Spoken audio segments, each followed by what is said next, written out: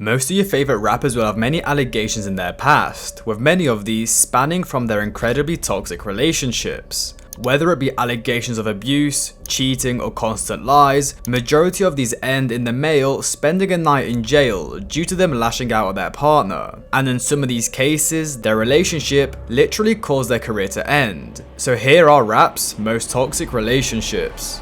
Many of you will know the iconic album Goodbye and Good Riddance, Juice WRLD's debut studio project, where he explains the struggles he deals with in the relationship he is in. Now, the girl he was talking about in these songs was his ex, called Bella, with the album actually originally being uploaded to SoundCloud with the cover and title Fuck You Bella. The two started dating on the 20th of October in 2016, which can be confirmed by this Twitter post celebrating their 1-month anniversary, where Bella posted a tweet captioned, "Even though you look like a burnt peanut sometimes, you're still the one. Happy 1 month," where she attached 4 images of them. And damn, she kinda cooked him with that one. At this point in time, Juice was a senior about to turn 18, while Bella was still a freshman at 14 years old. Now, I'm not here to slander a dead man, but it's just something that is constantly brought up when I was researching their relationship. Now, the two wouldn't be together for long, as they would break up around the March of 2017, which can be seen from a series of tweets released by Juice WRLD, relating to heartbreak and wanting to get his girlfriend back, with some of them reading, "I'm really living my nightmares right now. I want her like I never had her. If I hurt you, I'm sorry." Now, with this burst of tweets around the 17th of March, this is a day people speculate they broke up, but we never actually got a reason why.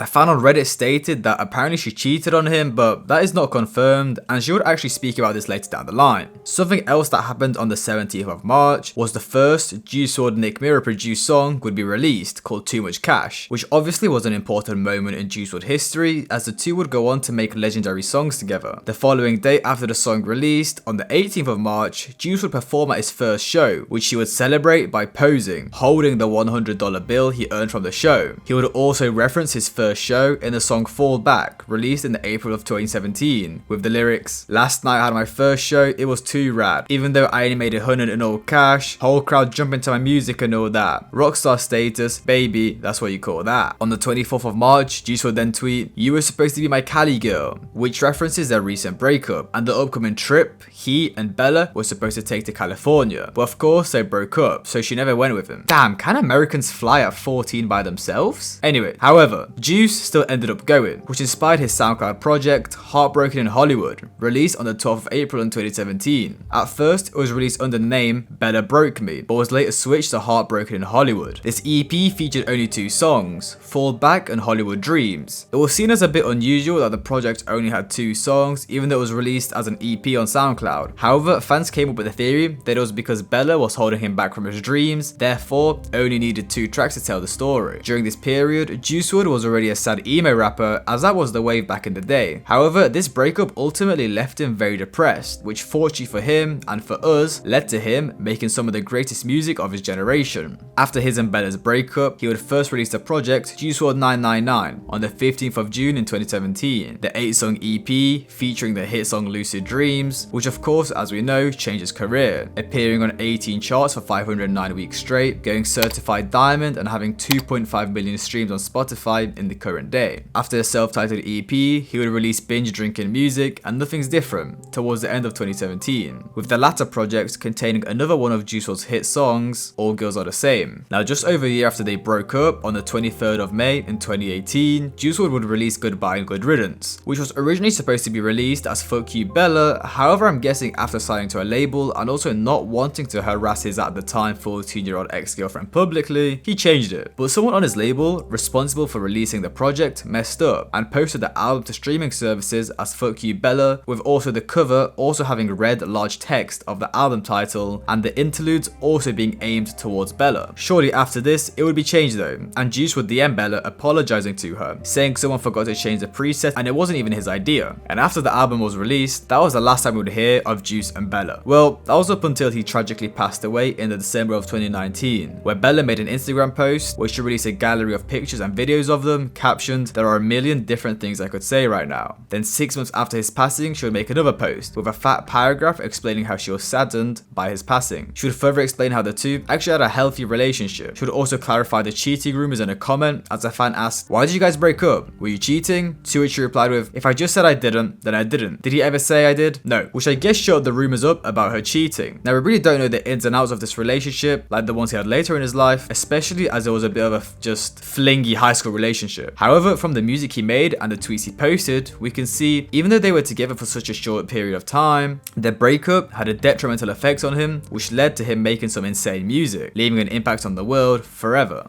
So shout out Bella. Sorry to interrupt the video, but if you're enjoying so far, I'd appreciate if you could subscribe, like and comment. I'm trying to get to 30k subs ASAP, so I'd appreciate that. Let's get back to the video. After Juice ended things with Bella, someone new was slowly coming into the picture, which would end up changing his life for the better or the worse. Alexia Smith, better known as Starfire, had a life ahead of her when being introduced to hip-hop's new superstar, Juice WRLD. She just left Florida to go back to her hometown in Chicago. Starfire started creating music in 2017 and wanted to continue her passion by going to a new recording studio where she could record, make friends, and network. However, while at the studio, she would meet an old friend who was actually an engineer. He recognized her and told her to contact this artist who he thinks she would get along with, as they made similar music to each other. We all made music and hung out there, and he was like, yo, you need to meet this guy, like you guys are gonna get along, like you guys are just gonna click, just trust me, you have to meet him, okay?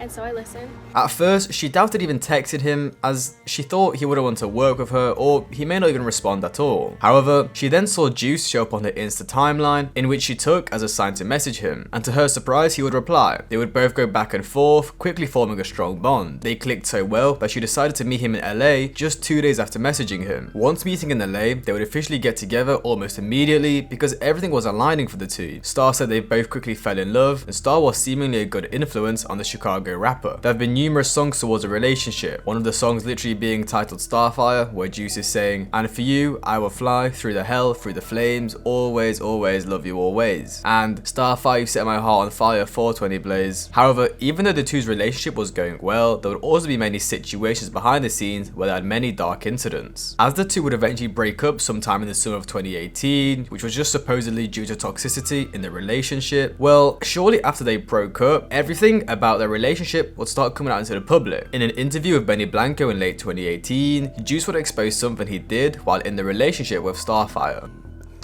So I stopped talking to her. I was supposed to actually link with her and shit, but I stopped talking to her because I saw this other girl who was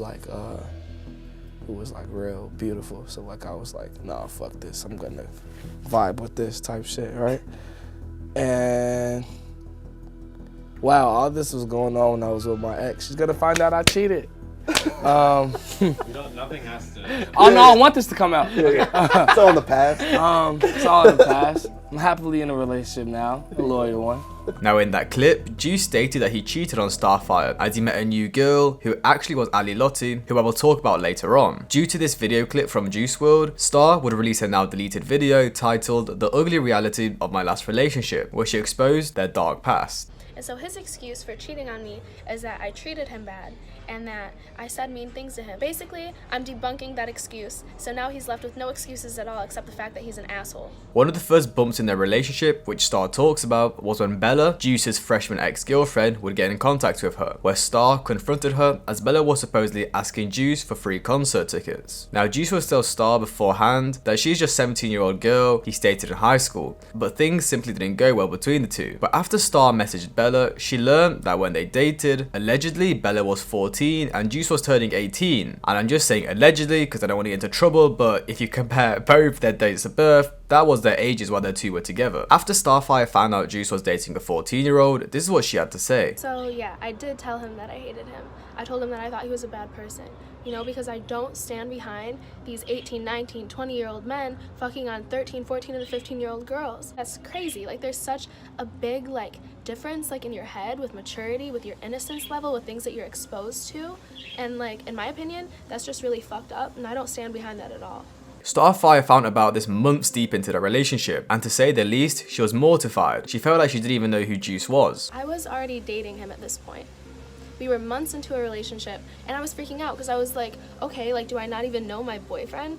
Who is this guy? Do I not know you at all? Because he was lying. He tried to tell me that she was lying, but I was like, bro, no, because I went through her Twitter, I went through her pictures, I started, girl mode, I started stalking shit, and I seen pictures of them together. They were still there. She would then say he was allegedly a mega liar. That's all he does is lie. He lies to me, he lies to you guys, he lies to his mom, he lies to everybody. And after this, Star basically wanted to break things off with him due to the things he said, which is when he would start crying and throwing up. And like, damn, I mean, I guess they didn't have Andrew Tate back in 2018. He was crying, he was bawling his eyes out, he was throwing up, he begged me to learn to forgive him.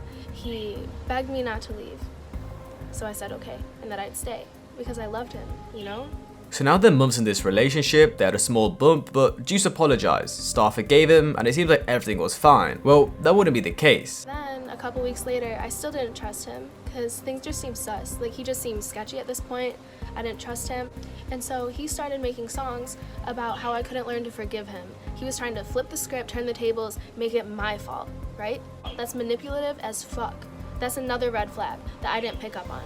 So now Juice was allegedly lying the entire time. He tried to flip the script on her and tried to make it seem like she was the one that was being the toxic figure. She would then explain how Juice apparently forced her to drop out of school as he could provide for her. She would even show text messages from this incident, which read, "I'm going back to school like in school in September. Like I can't just go everywhere with you all the time forever because then I'd have like no job, no degree and be a bum doing nothing, sob emoji. Not true, LMAO. I would help you get to your career goals. No bum shit, Lamar. Heart. Success together, tight sheet." Now the way she said in that video, it made it seem like Juice literally forced her to drop out, like drop out or I'm doing this, no. But it was actually up to her. He just provided the opportunity that she can just basically live off him. He never forced her. She would then explain further about Juice's weird behavior. He was very controlling. He wanted me there with him constantly.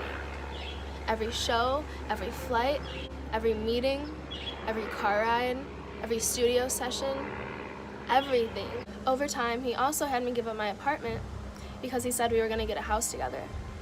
We didn't. That was another lie. We were literally homeless, living out of a suitcase for 6 months. And that was terrible because I needed an address.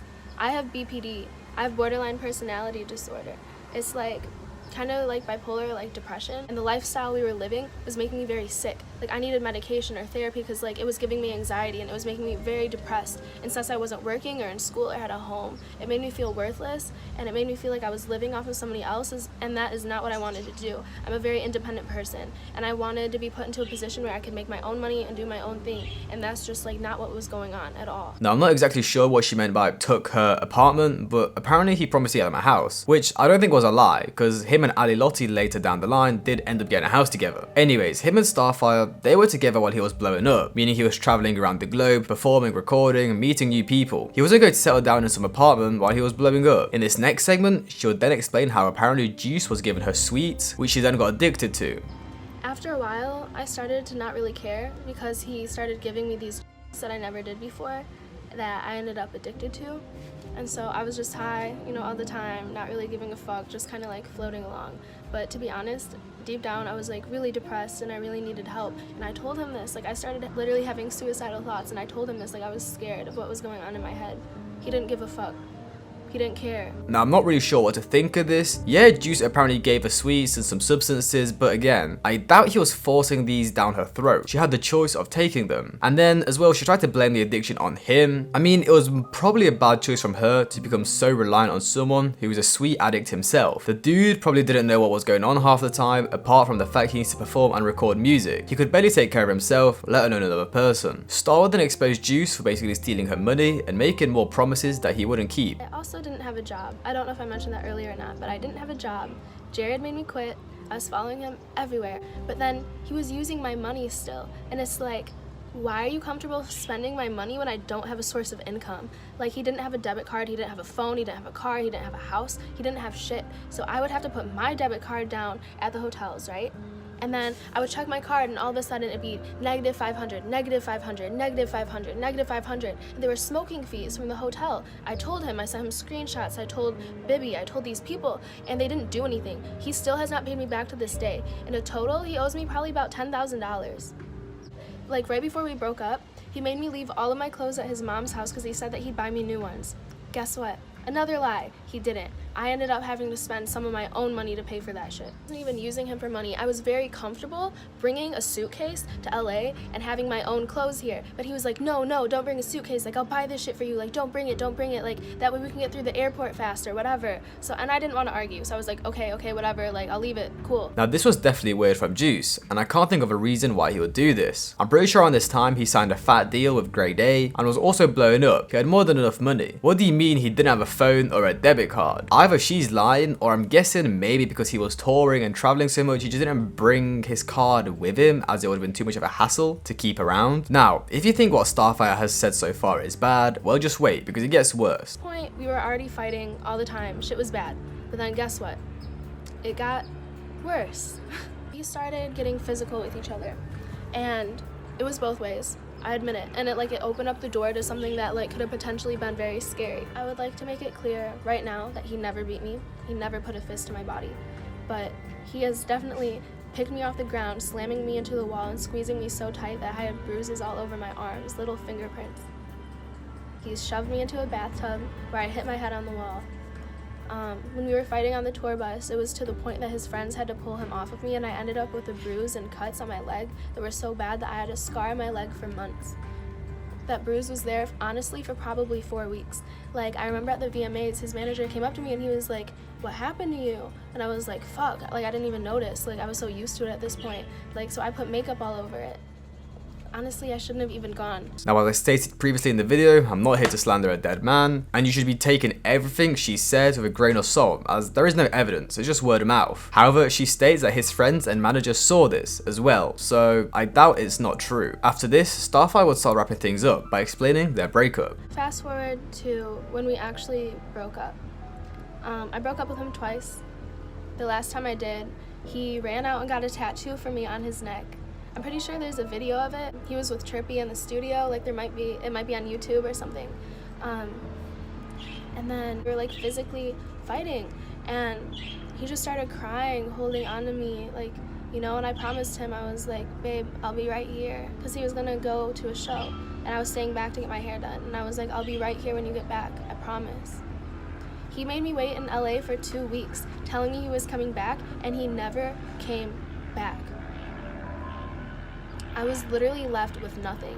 I was jobless, I was homeless, I had no clothes, I had no money, I had nothing. He broke up with me through a text and never called once. To this day, he has never called me. After this video was posted online, Juice would take it to Twitter and excuse his actions by claiming he was treated poorly, and how now with Lotti, his relationship is better than anything else he's been in. So it seems like they had a very toxic relationship, and from what Starfire said, it was predominantly Juice's fault due to his lies and false promises. Now, some of you might think, well, she's just making it seem like he did these things to make him seem bad, but Juice made songs about these situations with him and Starfire. In the song Alright, recorded on the 15th of June in 2018, Juice said, "She know when I'm telling a lie, she told me I'm like all those other guys," which is him referencing the many lies he told her. Then in that same song, "I hate being reminded of my past, it's not like it's easy to forget, you're hanging it over my head, for Christ's sake, teach yourself how to forgive," which could have been him referencing the incident when Starfire found about Bella, the fact he hates when people bring up his past, which is his old relationship with Bella. Then "you're hanging it over my head, for Christ's sake, teach yourself how to forgive," is him explaining that Starfire made such a big deal out of it, using it against him, then complaining she won't forgive him for his actions. However, in the song Bad News, fans theorized at one point either Star had a miscarriage or cheated on him, as in the lines, "I remember I was in New York when you called me, I got some bad news. When you called me and you said what you said, that shit hurt. Yeah, that hurt the worst. Said it was accident, I hope that wasn't on purpose. Only been 6 months but it feels like years." Now these lyrics shouldn't be taken with 100% certainty, as of course, many of them may have not been directly speaking about events that happened with Starfire. But with all this evidence, it's more than obvious their relationship was turning sour. But after they broke up, the two would interact again. It was only after Juice's passing in 2019, where Star would start posting about him shortly after he died. A couple of days after his passing, on the 10th of December, she would sell an exclusive story to the Daily Mail about the relationship and Juice's sweet addiction. During the interview with Daily Mail in 2019, breaking down in tears, Star said, "7 days away from me, he ended up in hospital. When he was away from me for 7 days, he ended up hospitalized from collapsing on stage. 1 year away from me, and he's dead." She also believed he took up to 3 of the painkillers at a dose of 30 milligrams at time on top of sipping lean, which is just insane. And this was back in 2018, 2017, so imagine the doses he was on in 2019, just before his death. She would then blame Juice's mental illness on him relying heavily on these substances, saying even when he had every reason to be happy, he still wasn't, and that's obviously mental illness. If you have family, girlfriend, money, you have the job that you want, but you're still unhappy at that point, your brain isn't working properly and you need professional help. Now it was when Starfire mentioned the fact that Juice promised to stay alive for her, was when his girlfriend at the time, Lotti, would get pissed off and start coming at Star. "He didn't like you.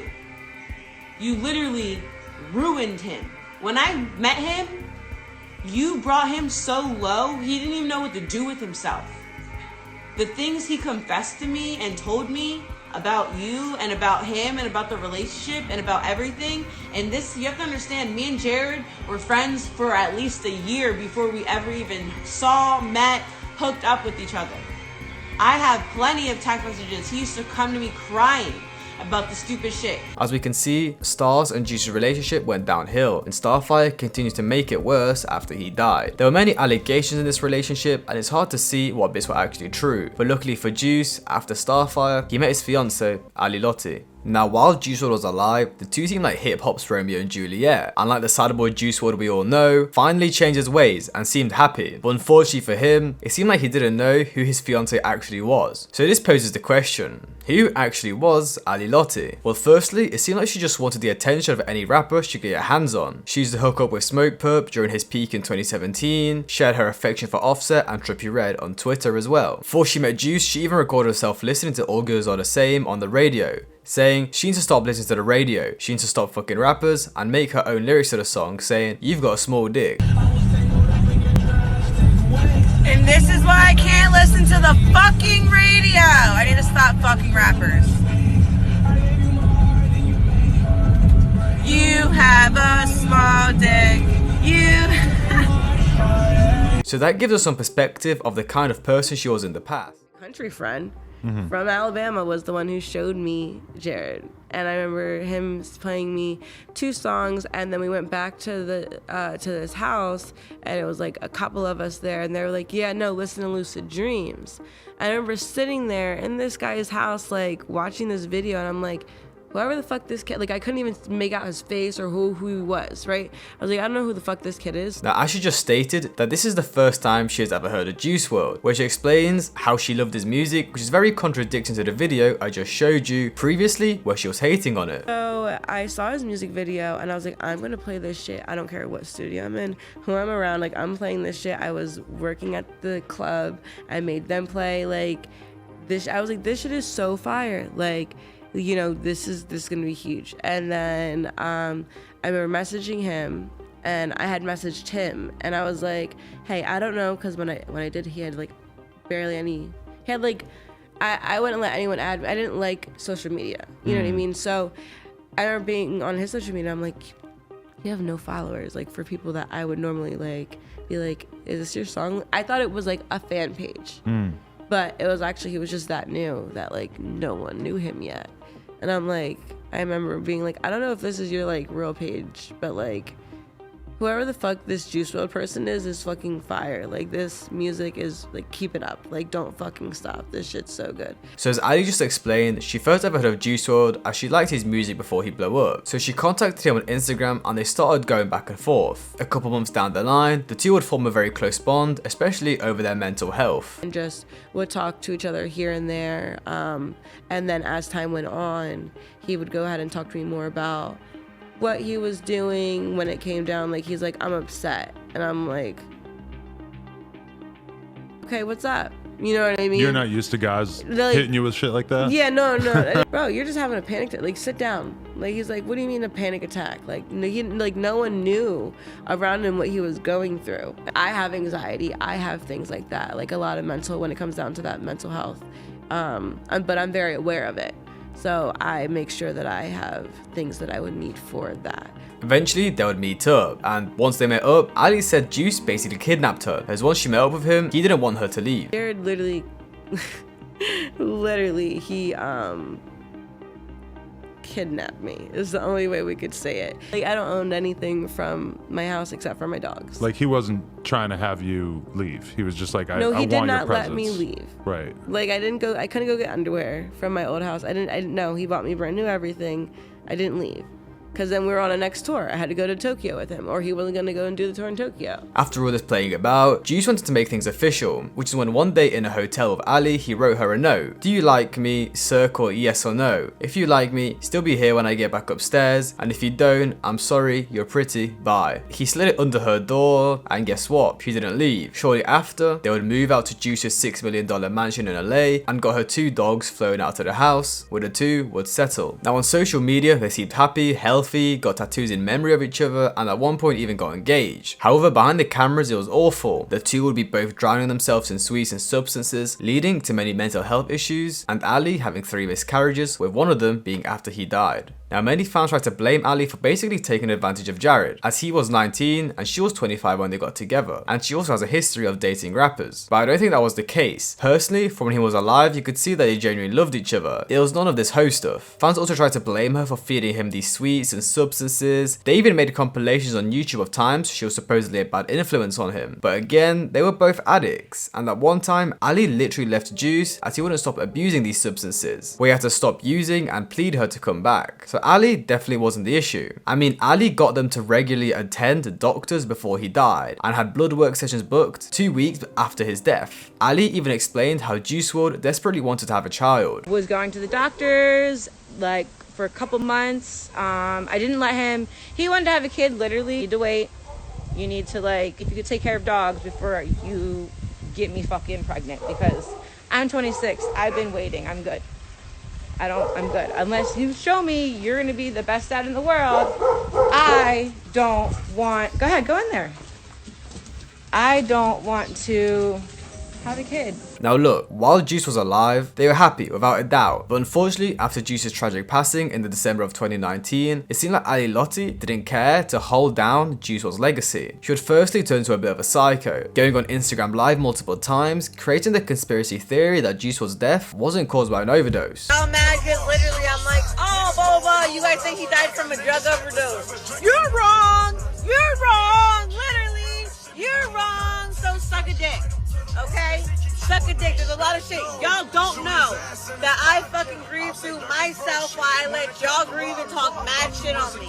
She would also start an OF page, which itself wasn't disrespectful to Juice WRLD, but it was when she started using her and Juice WRLD's private movies to promote her page. She would also start selling Juice WRLD's old clothes. Then she got a new teenage millionaire boyfriend while she was pushing 30, who was seen wearing Juice's jewelry. Overall, his relationship with Lotti had some bumps and cracks. However, that is all relationships, they are never perfect. And the majority of the time, the two were insanely happy, ready to have kids, get off substances, and get married. But unfortunately, due to his passing, those plans never came to fruition. And that wraps up the video. Of course, we know Juice was a sad boy emo rapper his entire life, having many tough relationships, but after finding Lotti, he changed his ways. Once he released Death Race for Love, you could tell the music was switched up and he was happy. He was writing about heartbreak, more about how good his relationship is. But these past relationships definitely left him scarred, and definitely played a big part in his addiction and ultimately his death. Now, before we get into X's toxic relationships, giving some backstory to his childhood will give us some important context to certain actions later down the line. During X's childhood, his father wasn't around and his mother was financially unstable, and at times just interested in raising him, and he spent much of his childhood moving from home to home. The bond he had with her was incredibly strong though. When she was in the picture, he said she would shower him with gifts and affection, but when she was away, a darkness and depression ate away at him. When X started attending Margaret Middle School, a classmate had a crush on him, where she would show her affection to him by hitting him. When X came home from school, he asked his mother if he could hit her back, to which she replied with, "Give the girl 3 warnings. If she keeps hitting, you have to handle it." X took those words to heart, as when the girl next bothered him, he, and I quote, "slapped the shit out of her and kneed her." And X would get into many fights at school, which would end in him getting expelled and moved into a troubled youth program. In 2012, X would start attending Piper High, where he would start getting into legal trouble, picking up charges such as armed robbery, burglary, possession of a firearm, resisting arrest, and possession of oxycodone, which landed him in a juvenile detention, where again he would get into a violent affair with a homosexual inmate by beating him and stomping his head against a concrete slab because he looked at him while he was naked. So as you can see, X has a past of violent behavior, which ended up sticking with him throughout his future relationships. XXXTentacion and Geneva met online in 2014 while they were both still in high school. Geneva stated that she basically lived on her laptop, always in chat rooms and different social media platforms trying to make friends, as in real life she would be bullied by her classmates. During this time though, Geneva had a boyfriend, however their relationship was very strained, and after a particularly bad argument, the boyfriend took to Twitter and posted an illicit picture of Geneva, exposing her without consent. X saw these pictures and messaged Geneva and insisted on fighting her boyfriend for doing this. X would then set a date and time to fight the boyfriend. Then the day of the fight, Geneva met X with 2 friends at a Coral Springs movie theater theatre, but her boyfriend never showed and the group hung out instead. And the evening came to an end. X took Geneva home, but she forgot her phone in his car. However, they would make arrangements the next day so she could get her phone back, but it quickly turned into a hangout where they would spend the next 3 days together, walking around random neighborhoods, smoking and taking far bus trips. Her and X would connect through their loneliness, as one time she had the markings alone on her legs, which she did to herself. X saw this and asked her why she did it. Why'd you do that? And I was like, because I felt alone. He was like, oh, me too. Like, I feel like we're the same in that aspect. I just felt like I found my significant other. I felt like I found my soulmate. X then asked her to draw alone into his arm. And I can't say what they actually did on YouTube, but let's just say they used a sharp object to draw it into his arm. Anyways, he let her do this because it was so anytime she felt alone, she could think of him and knows there is someone who feels the exact same way as her. But at this point in time, Geneva was basically homeless, as her father wasn't interested in looking after her and her pregnant mother decided to go live with her boyfriend instead of staying with her daughter. One time before, she even stopped paying the electricity and water bill in an attempt to force Geneva to leave. So X always tried taking care of her whenever he could. While she was living in a motel with her uncle, she only had an air mattress and nothing else. So X gave her a pillow and his jacket as he didn't want her to feel like she didn't have anything, even if it meant he had to sacrifice what he had. One day X asked Geneva if she'd like to sleep alone at the motel. I was like, yo, do you like sleeping alone? She said, no. I said, neither do I. I said, I know that you stay in a motel. So how about I go back to the motel with you and I'll sleep in the lobby?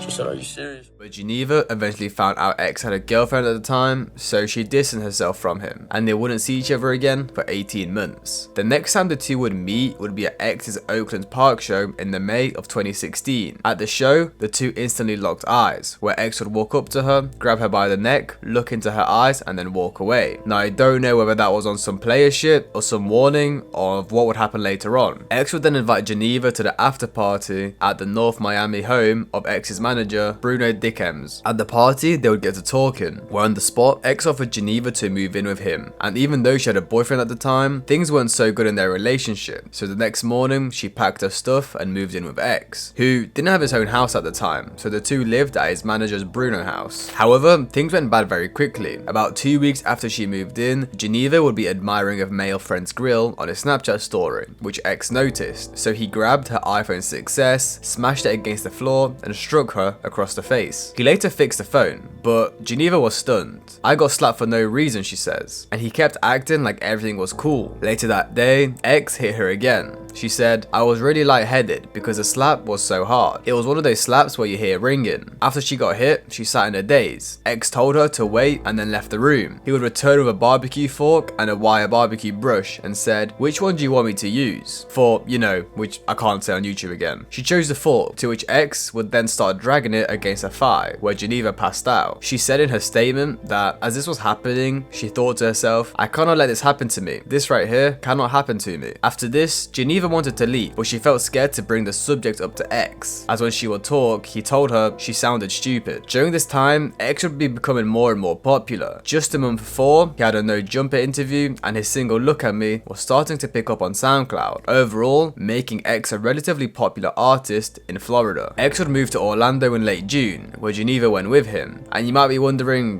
why she went after all the abuse. Well, it was probably because she was too scared to say no. After they moved, she stated this is when a pattern of regular, torturous abuse, with daily verbal attacks and physical incidents every 3 or 4 days would start, which I unfortunately cannot get very descriptive with due to YouTube policies. But X was also manipulative, as after he would abuse her, he would then try flip the guilt onto her by threatening that he's going to put himself to sleep by filling a bathtub with water, then hanging a microwave over it, threatening to let go. X's triggers were usually jealousy. Small things could set him off, like humming another rapper's verse or asking a friend what music they were playing. One time when they were all in a car, one of X's producers said a joke, to which Geneva laughed at, and when they got home, X took her into another room and started beating her. Another time, while they were on their way to a show, they were listening to one of X's songs where she sang the lyrics. She then hummed along with a verse from a featured artist on the track. After this, X became silent and left her in the car outside of the venue. Once they arrived home from the show, X started asking her, why are you singing this part of the song? Why do you like him? Do you ever look at his Twitter? Ski's part of R.I.P. Roach, and like once we got home he fucked me up, and he was like, "You like that nigga, bro? You like that nigga?" And I'm just like, what the fuck? I was just singing like the song that you're on too. And it's just like, damn, bro. X would then headbutt her, punch her, stomp her, and eventually put her in the bathtub where he would stomp her again, where Geneva stated he even threatened to cut her tongue out for singing along with the song. She even tried running away down the street, where he tackled her, causing her to slam against the pavement, suffering from black eyes, a lump on the back of her head, scratch mark and bruises, including a large bruise on her ankle where he stomped her. It was also clear that X purposely avoided hitting her face, according to an ex-girlfriend of one of X's producers. Talissa Lee said he was hitting her under the chin, on her back, all her ribs were bruised up. Talissa also brought up a good point with the fact that not only was the abuse disturbing, but also with the fact that all his friends around him witnessed this and did nothing. She also stated herself, "I can't just sit here and hear a girl screaming in the next room, her voice gurgling because she's being held underwater." On the 14th of July in 2016, X was arrested in Orlando for allegedly stabbing his new manager Table, who X claimed had been stealing from him. X was shortly bailed out, but returned to jail shortly after for earlier charges of armed home invasion and aggravated battery. And while X was in custody, Talissa and a few friends helped Geneva escape, where shortly after she would move away to Texas, far away from X. However, X would be released on a $50,000 bond and placed under house arrest in September, and not even 2 months after the last incident of abuse, the two would start talking again and decide to move in together into an apartment complex with 3 friends. But X quickly learned while she was locked up, Geneva had been with another man, which was actually one of X's friends. So even though they were back together and all made up, it left X with a hysterical paranoia that she was hiding something. In one instance, he woke her up in the middle of the night, took her outside, smashed a glass bottle, and told her to tell him about the other man or he would fuck her up, which he did while all his friends watched. But again, X tried to manipulate her by flipping the guilt onto her, by threatening to put himself to sleep, by dangling himself from the 12th-story balcony, holding onto the railing with only his legs. It was every day Geneva was being her. In a statement, she even recalled how she felt by saying, "It's like he's going to end up killing me or something." However, their relationship wasn't all bad, and Geneva stated that when X wasn't angry, they got along. The two would even try for a baby and had a pregnancy test come back positive. But on the morning of October the 6th, while Geneva and X were laying together, he randomly snapped, went out on the balcony, and called the man Geneva slept with while he was in jail. He would then return inside and say, "You need to tell me the truth right now or I'll you and this jit," with jit being a reference to their supposed baby. Then for the next 15 minutes, she claimed X brutally assaulted her. After this beating and the near sleep experience, Geneva looked in the mirror and couldn't recognize her own face. She stated that her temples were swollen, her eyes were leaking blood, and she felt as if her head was going to pop. She felt her vision disappearing while vomiting. During this beating, X's friends came in. Geneva begged these bystanders to take her to a hospital, but X did not allow it, as he told them she can't leave until her face has healed, otherwise the police would be called, meaning X would go back to jail. The friends attempted to treat Geneva by placing tea bags on her eyes and antibiotics on her wounds. X would then dress her up in a hoodie and sunglasses to cover up her wounds, drove her to North Miami, where he took her phone and left her in a random apartment she had never been before. She was abandoned in that room for 2 days straight, with no chance to escape as there were bars on the windows, and X even told her, "If you're smart, you will stay with me until you get a car and you have enough money to move into an apartment, because if you leave now, you're setting yourself up for failure, you're going to be homeless." However, at 2 AM on the 8th of October, Geneva left the room for the first time and went to the kitchen to pretend to make X some food while he was playing Minecraft and using Skype. But little did he know, this was actually an attempt to escape. She would open up the refrigerator door as far as it would open so it would block X's view of her and what was going on in the kitchen. After this, she kicked open the back door and ran out into the street. She asked someone if she could use their phone and called the only number she knew by heart. It was the number for the ex-boyfriend she had been living with the night she agreed to move in with XXXTentacion. Their ex-boyfriend's mother drove her to Miami Beach Police Department. Their ex-boyfriend and his mother would give depositions where they stated things such as her injuries were black and blue, purple, every colour under the rainbow. A 20-year veteran of the police force remembered Geneva telling him about being attacked for humming someone else's music, where he testified, "I had never in my entire career heard something like that." The next morning, police arrested X and charged him with aggravated battery on a pregnant victim, domestic battery by strangulation, and then later down the line, the charges of false imprisonment imprisonment and witness tampering would be added. While in jail, Geneva would start a GoFundMe to pay for orbital surgery she required after being beat up by X, which at one point even got deleted due to X fans spam reporting it. One of X's friends would also record and post a phone call of XXXTentacion in jail, where he states he did not beat Geneva up and that she got jumped. In the phone call, X would also explain how Geneva was never pregnant, and that in the paperwork it also said she came back negative on multiple pregnancy tests. Geneva fucked my homeboy. She's using you guys for money. She's still fucking my homeboy. I'm in jail. She tried to bribe me for $3,000 and tried to bribe my mother and my family and my peoples for $3,000. We gave her $5,000 on GoFundMe. If you want to go check it, my homeboy Lil Kill shit sent that shit to her motherfucking GoFundMe. Stop believing the motherfucking rumors. I did not beat that bitch. She got jumped.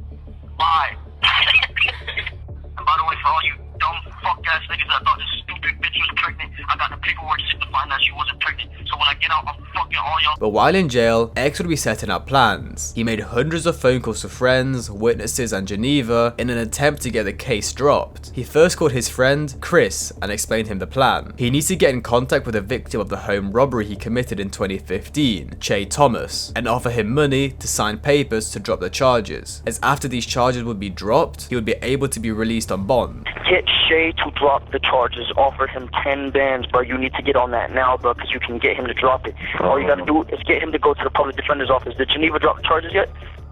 You have 30 seconds remaining. Did Geneva drop them or no? Bro, she talking about she not dropping them, but she wants, she's basically not dropping them. I talked to Jazz and I'm like, bro, like, do y'all want to see this nigga in jail forever, bro? Like, no, we're not trying to have that. And she's like, I understand, but Geneva, she's on some other shit now, and she's like all over Twitter doing some extra shit. Like, Shay would then ring X in jail on a three-way phone call, where he explained how he signed the papers and that he should now be released soon, as they only have the domestic battery charges to hold him on. Yeah, I'm here. Yeah, what's good, Shay? What happened? Yo, so I did everything I was supposed to, but you know, I met the lady and everything. She, the way it looks like, she wants you to go to jail. Like, she really did not want me. She was like begging me to not sign that paper. In their last phone call I'm showing, X is thanking Shay for signing the papers and explaining how thankful he is. He then tells Shay he is a rich rapper and he's going to set him up good after he gets out. Yo, bro, real shit, bro. Yeah. I just wanted to call and tell you, bro. It's not even on no other shit, bro. I deadass wanted to call to tell you thank you. You don't realize you saving my life, bro. You being a real life by doing this shit, bro. And I was, bro. Yeah. Real deal, I have never, bro. Nobody has ever, bro. Like, bro, I'm shit, like, bro, there's tears dropping from my eyes, bro, because this is some real shit, bro. I've never had anybody do an act of kindness, bro. I've never had anybody do an act of kindness for me, ever, bro. And I've never seen anyone put themselves before me, before themselves, ever, bro. And I want to tell you, bro, beyond anything, bro, regardless of what happened, it might sound wild, bro, but you have a friend in me after this, bro. And, bro, I don't know if you've ever heard of me or heard about what I do, but I make a lot of money and I go a lot of places, bro, and I mean this when I say you have a friend in me because you are saving my life, bro. Then fortunately, due to the witness tampering X committed, on the 26th of March in 2017, X would be released from jail on probation. While in jail, X's career skyrocketed. Look At Me debuted on the 95th spot on the Billboard Hot 100 chart, he got into a beef with Drake, and also got nominated as an XXL freshman. However, with all this publicity came a lot of hate, due to his very violent past with Geneva. In an attempt to repair the damage done to his image, first, a month after he was released in April, he did an interview with Fader. This is a story, this is a full story, and this is the last time I will tell it. She was already bruised on her face. All while she was staying with me, she was already bruised on her face. Now with the severe bruising, I don't know how the fucking severe bruising came about, but she had like bruises on the left side of her face when she was at Bruno's. I think she got jumped. That's what I told everybody. Like, yo, she got jumped. Cause the way she was fucked up, I think she got jumped. They're not gonna admit to it. I don't give a fuck. That's not my part of the story. But that bitch got whooped bad. So I didn't beat her. Nor do I give a fuck about who beat her at this time. Cause now I know she's an evil bitch. There's a story. where he explained that he did not hurt Geneva. Then in the October of 2017, X had announced plans to donate more than $100,000 to a domestic abuse charity. Then in December, he planned an anti-rape event during Art Basel Miami Beach, but neither efforts came about. The event was cancelled after one of his vans vandalized the venue, and X says he never donated to any abuse charities. In the November of 2017, X had eventually convinced Geneva to sign papers stating she would not testify against him in court, basically making all the charges he got from beating and imprisoning her becoming useless. Suspecting coercion, prosecutors over the next few weeks charged X with 15 counts of witness tampering and harassment relating to both the domestic abuse charges and earlier alleged crimes. As evidence, they submitted recordings of 213 phone calls from X made from jail to his friends and witnesses, including Geneva. X would be immediately sent to jail, where he was held without bail, facing decades in prison if convicted. And even though X was locked up and Geneva was safe from him, her life was still a living hell. All her friends abandoned her after coming forward with the allegations. She was constantly harassed online, had her social media accounts hacked, and at one time she even decided to get a job at Dunkin' Donuts. However, X fans quickly found her, where they started harassing her, taking photos of her, and tried to follow her home. Just a couple of days after X's arrest, he would be released from jail and placed under house arrest ahead of his trial. But unfortunately, on the 18th of June in 2018, XXXTentacion would be shot dead after being robbed, which would lead to all his cases being dismissed. Now, even after the things X did to Geneva, after his death, she still expressed love towards him. I got to y'all say, I get to talk about him whenever the I want to. Did y'all know him? No, y'all did not. Y'all knew what the he portrayed online. I knew who the he was, bitch. So don't ever come up to me talking about some, oh, why are you talking about Jose? Why are you talking about Jose? Oh, he's dead. Why are you talking about him? Suck my. That was my nigga at one point, and I fucking love him. So you could suck a.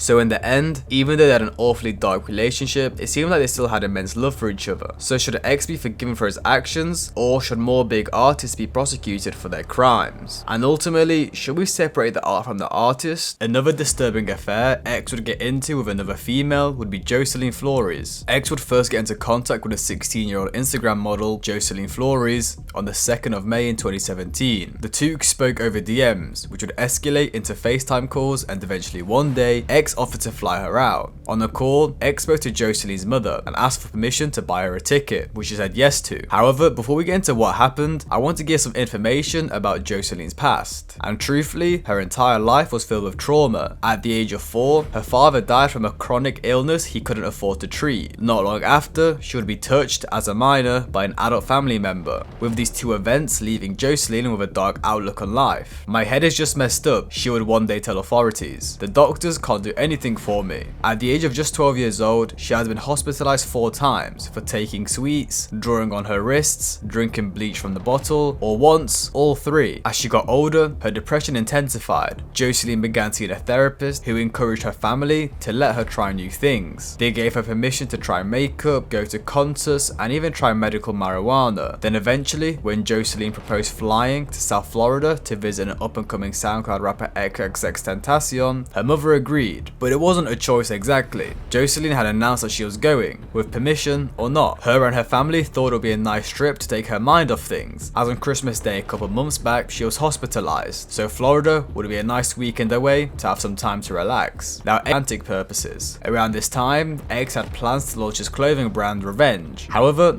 Jocelyn wouldn't be hired until after she arrived in Florida and stay with him. The first night passed without incident, although tension built between the two girls. On the second day, when X had planned to accompany his cousin to prom, everything fell apart. Sometime in the mid-afternoon, X left the apartment where they were all staying at and made his way to the prom. Hours later, X returned that evening, but he noticed he was missing around $7,000 in cash, which were recent earnings he got from a show that he kept in a bag. However, at this point in time, X had only been out of jail for 61 days and he was still on probation. He warned Jocelyn and Zoe that they could not fight in his home, and they had to leave, he said, and Jocelyn could no longer model for Revenge. According According to 3 statements to the police, X offered to buy Jocelyn a plane ticket back to Ohio, but she rejected it. Later that evening, X left for dinner, where Jocelyn texted him, panicked. Was he serious? Was she really kicked out? That conversation then ended with X informing Jocelyn that she could not stay with him any longer. And investigators from the case didn't even know the girl's name, as they only met her hours before. One of the men stated while she was sat in the back seat, the girl was mumbling something about a lesson learned. The 2 men, who had no baggage, helped her into her room and left to get food, then texted a friend to hang out and left again to smoke. After 45 minutes, he came back to find the bathroom still lit up and locked from the inside. But it was late and he was tired. He went minutes, a hotel employee arrived with a screwdriver and slid the flat end behind the handle, unlocking the door from the outside. When the man saw the girl's feet overturned on the bathroom floor, he already knew what a police officer would announce some 15 minutes later, that the girl, 16-year-old Jocelyn Flores, was dead, with the death immediately being declared a suicide. After her death,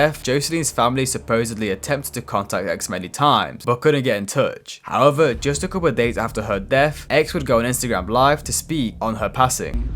But basically, there was this girl that had basically flew down here.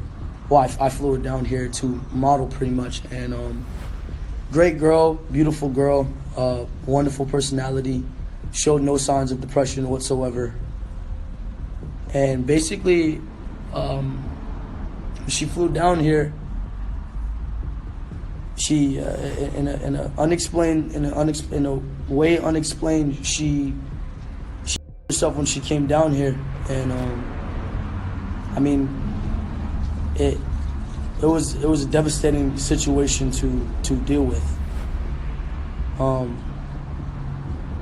I basically got on here today to kind of address her and her family, because I haven't been able to obviously contact her family personally. I'm basically on here to pay my condolences. I mean, it fucked me up so bad to where obviously I wasn't in the social media for the last few days unless I was addressing something that I needed to. Her name was Jocelyn. I just want to really say, I understand where she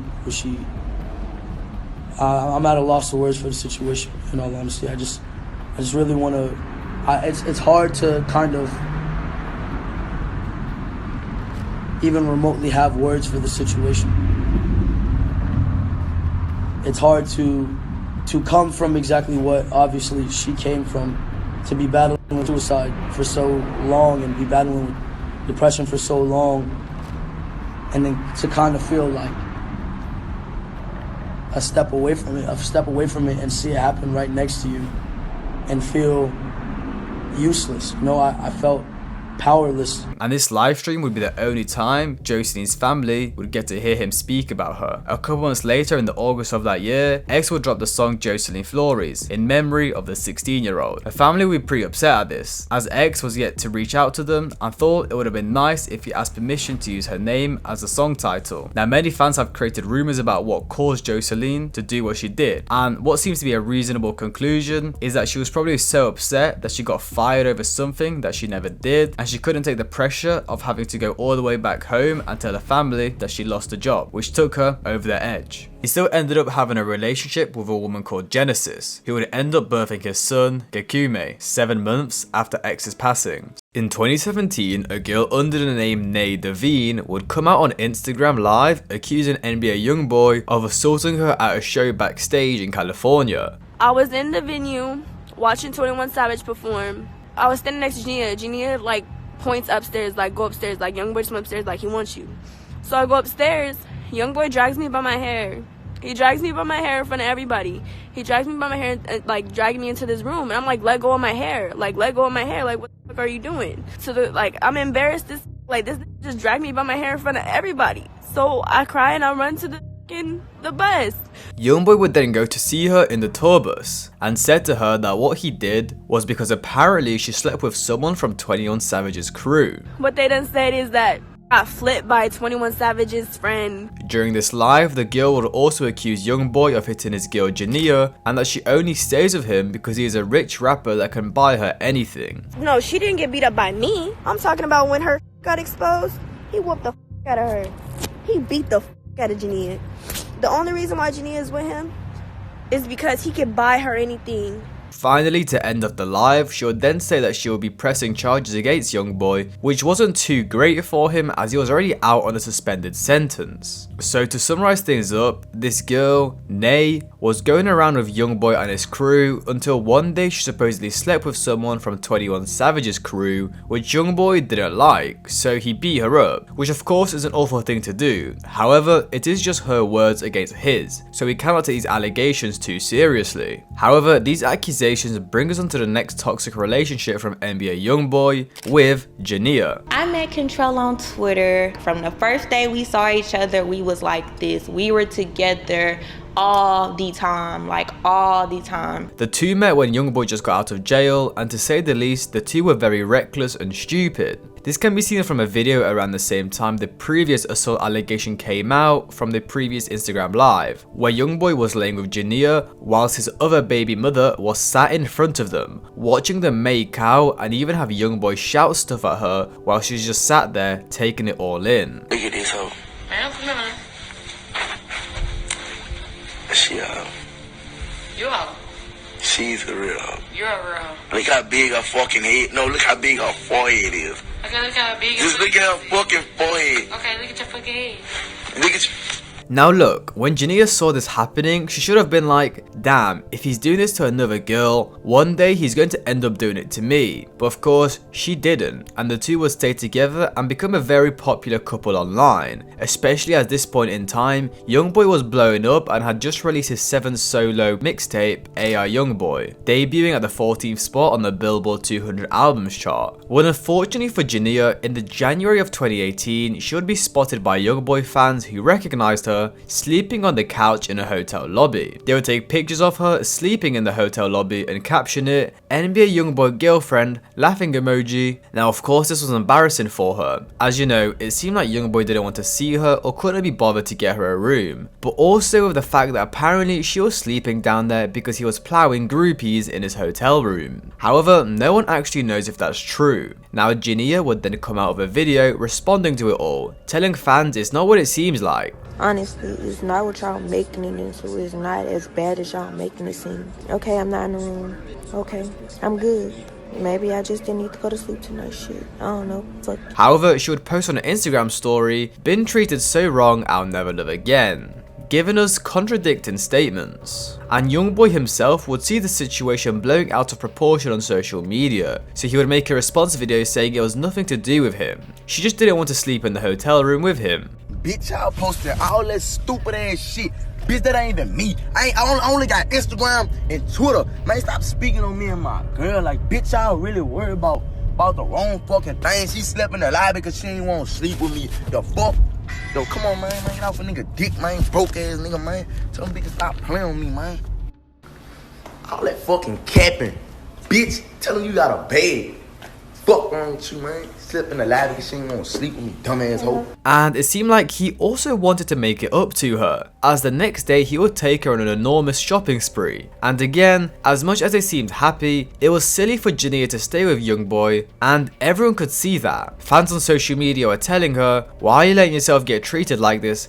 Go back to school and find yourself a real man. But of course, Geneva ignored them and fell in love with the rapper lifestyle. And things would get way darker very quickly. Just a month later in the February of 2018, Geneva and YoungBoy would be staying at a hotel in Waycross, Georgia for the weekend. However, it seems like something happened between the two, resulting in hotel CCTV capturing YoungBoy drag his girlfriend across the halls and body slamming her, with the footage being brutal. And I can only show certain areas and pieces, as of course I don't want to get demonetized. Hotel guests even heard the commotion and called the front desk to alert them, and then the front desk called the police. Sources say YoungBoy and Geneva had fled by the time police arrived, but the footage and evidence found in their room was enough to issue a warrant, especially with blood being found in their hotel room. Then a couple hours later, YoungBoy would end up getting arrested in Tallahassee, Florida. Police came in contact with YoungBoy on his tour bus, which no one knows why, but they ended up running his record. They discovered he was a fugitive from Georgia for allegedly committing assault, weapons violations and kidnapping. where they would end up arresting him. And even after this incident, Geneva took to social media to deny the encounter was anything but playful fighting between the couple. About these false allegations about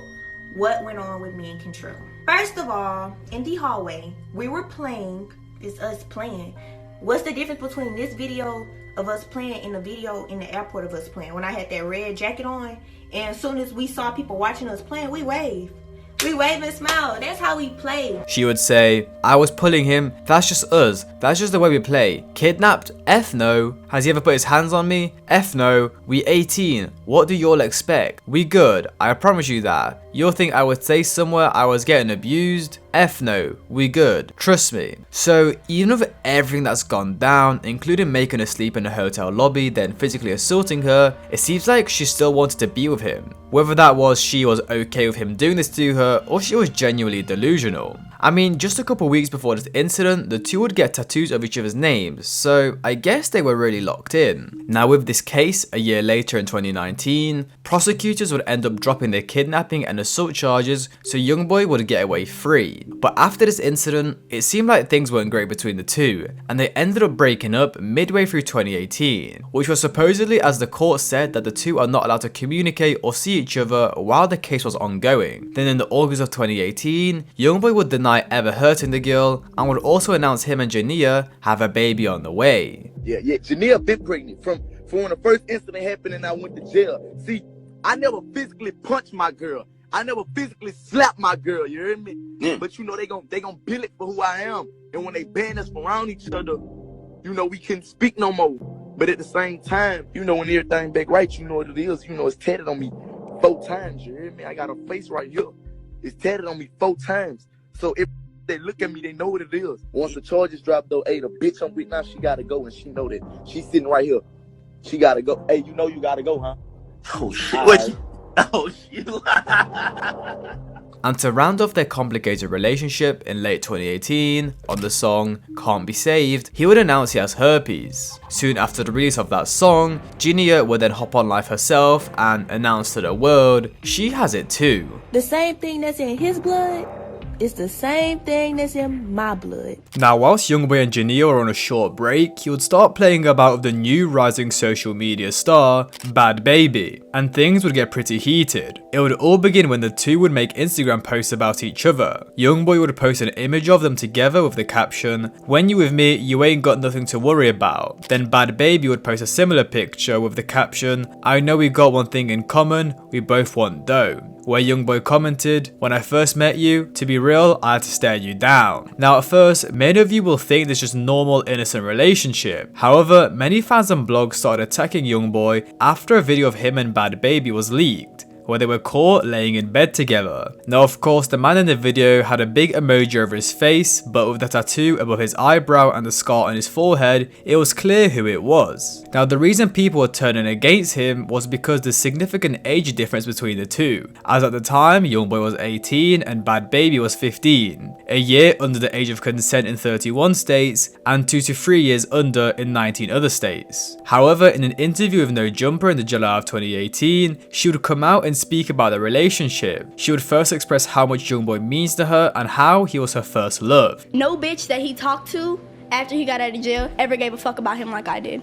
Really?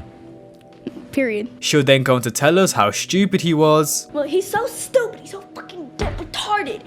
He'd be like, I really care about him and I really love him, but he's so stupid. He's so fucking dumb. He's so fucking stupid. The man don't listen for shit. YoungBoy don't go on the street, you're gonna get ran over. Out in the fucking street he goes. The man had a monkey. shitting in Studio A on Fairfax. And then Bhad Bhabie would end off the interview by explaining how it seems like YoungBoy sold her a bit of a dream and they're not together anymore. You know, the last thing I told him was don't sell me a false fucking dream. Don't sell me a false dream. Was the dream that you guys were going to be the celebrity power couple? Shut up. Now, as much as it seemed like things were over between them, well, they would actually escalate. A year later, in the June of 2019, firstly, Bhad Bhabie and Malu Trevejo would fight on Instagram Live over YoungBoy. Now, before the two went on the same live together, Malu and Bhad Bhabie would be on separate lives taking shots at each other. Malu would first make fun of the fact that Bhad Bhabie got NBA YoungBoy's first name, Contrell, tatted on her hand, even though they're not together. I'm not the one that be sucking dick in the corner. I'm not the one that be writing everybody's dick. I'm not the dumb bitch that tatted somebody's name who don't even want them on them. Because bitch, don't you think that guy told me to do that too? Huh? Cause he did. Which is actually true, and overall was seen by weird from fans as her and YoungBoy weren't dating, yet she got his name tattooed on him. Well, she would give us an explanation in another video on why she got the tattoo. It's so crazy. All I see on the internet, people talk and talk and talk and talk and talk and talk and talk and talk and talk and talk about y'all don't know about. This is my body, these are my tattoos. I do my own for my own reasons. Y'all do not know what goes on behind with me and him. Y'all don't know behind the scenes, so please stop telling me how he has a girlfriend. I did not get this tattoo to be with him or because I'm with him. Like, come on, stop. Seriously, stop the stop. Y'all sound crazy out y'all mind. Like, ridiculous. Anyways, back to the beef. Well, yeah, it was just two teenage girls screaming at each other on an Instagram Live, which I'm not going to put you through, but I'll show you a little bit. Listen, I was trying to be friends with you because I'm not you, bitch. Show them, I can show them too. The last thing we would ever hear of Bhad Bhabie and NBA YoungBoy would be on an Instagram post which read, "Let me tell you something about this boy right here. This got to be the most talented person I've ever met. Not only is he talented, but he has an amazing heart and he's truly a good person. I'm tired of seeing y'all bash him and talk bad about him. You'll only speak on what you see, but what y'all don't seem to realize is he really been going through some shit. That's what make him act how do. Y'all don't know him like I do. My tattoo has our own personal meaning behind it. I shouldn't have to sit here and explain myself, but I'm gonna. No, we are not together, but the truth is we will always be a part of each other's lives, no matter what anyone got to say. We've played a big part in each other's lives and helped each other through a lot of We talk all the time and no one will ever change that. I'm by his side till he die, and even after that, Contrell, I love you for L." So yeah, definitely a weird situation, some dodgy stuff going on with the age difference, but overall it seemed like she was just kind of obsessed with him, which led to all of this. The next relationship of YoungBoy, which was pretty toxic, would be with star Thigpen, which ended in both of them getting arrested. But before we get onto that, let's give a bit of backstory behind their relationship. So back in the July of 2016, YoungBoy and Star would deliver their son Cameron, popularly named Baby K. And years after raising him as his own, well, YoungBoy would take a paternity test to see if his son is really his. Where unfortunately he would find out that Cameron isn't actually his biological son, which of course hurt him. However, YoungBoy announced he will still treat him as his own, as he shared a post with fans that read, "Wanna be the first to tell you I officially found that Baby K isn't my child, but the man I am, I'm going to keep raising him like he's mine. I can't let it hurt to find out the truth, but life goes on." Which of course is heartbreaking. However, YoungBoy would have more paternity issues later down the line as well, as in 2020 he would post a story which read, "Do we need another DNA test? B, you just lied like that. You've been getting over me since I was a child. You don't know what loyalty is. You one of the biggest hoes I know. You ain't ever had me." Now to fans at first, this story was a bit confusing, as it wasn't directly aimed at anyone. So social media took action and started creating some theories. Firstly, a week prior to this story, YoungBoy actually announced in a tweet that one of his baby mothers slept with one of his brothers. In a tweet which read, "I never really been the type to record myself having my baby mama effed my brother before too, it's okay." Which of course is shocking, so that Instagram story may have been referring to that situation. Then the second theory is that the story about the paternity test was aimed at Star, as they had paternity issues in the past. But enough of that, and onto when YoungBoy and Star were arrested with their son locked inside a hotel room. On the 11th of February in 2019, NBA YoungBoy, Star, and one of his children would be staying in a hotel room in Atlanta. Now, they were supposed to check out. However, it seemed like YoungBoy and his family didn't want to. So when a cleaner came in and asked them, are they going to check out? They got into a bit of a dispute. So first, a cleaner would knock on their door and ask them if they wanted to check out, which is when YoungBoy gave her a blank stare, then called over for his girlfriend Star to sort her out. This is how it happened. Knocked on the door, he was laying face down on the couch right here. I could hear the baby in the back crying, but okay, so I'm knocking. I know him, he's a young rapper. So I asked him, it's 12 o'clock. After 12 o'clock, unless I'm notified by my supervisor, you have to go if you're not a late checkout. I asked him, was he a late checkout? He just looking at me. I said, do you want me to tell the front desk that you want to check out? He called and said, baby, come and get these hoes out of here. It was me and the girl that I'm training. I'm training somebody. So she come and she slammed the door. Or at least she tries to slam the door. So I said, what y'all? Slap that hoe. And she attacked me. And my phone had fell right here on the floor. And he came out the room while the bra was going on, and he grabbed her, and he said, now ho, do me like that, I'm gonna slap the shit out of you, ho. So he won't even let me go back this way to get to the elevator, so I gotta go down the freight stairs. So me and my trainee, I tell her to come on, because he coming towards us like he gonna attack us. So I tell her to come on, we go back there when all my stuff was right here on the floor. It was my headscarf, they pulled my hair off, my hair, and my phone. When I asked him, and I told them that I need my phone, he said, ho, you ain't getting shit, y'all ain't getting no phone. He threatened me in front of her. Ho, if you come knock on that door again, I'm gonna knock your ass out, bitch. He also threatened my supervisor. And it was him that told her to slap my ass because I came and asked him, were they a late checkout? After Star smacked the cleaner in the face, the police were called to the hotel, where upon arrival, police discovered YoungBoy and his girlfriend stood outside a hotel room door with their baby locked inside. Nah, get my baby. I'm saying, what she doing? She slapped somebody. Man, the girl came to me. I don't care. Man, you know for a fact they ain't got her in no handcuffs. They doing that shit because who he is, man.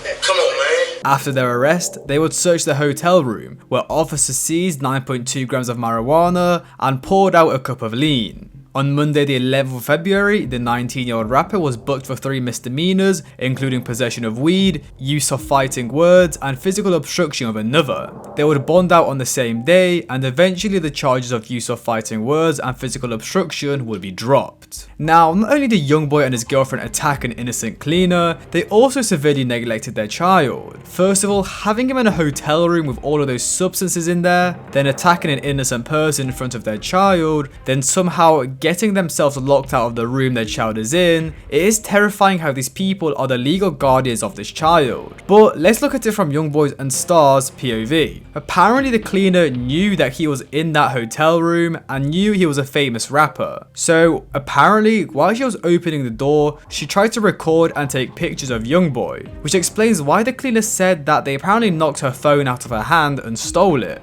Man, they both had their camera phones like this.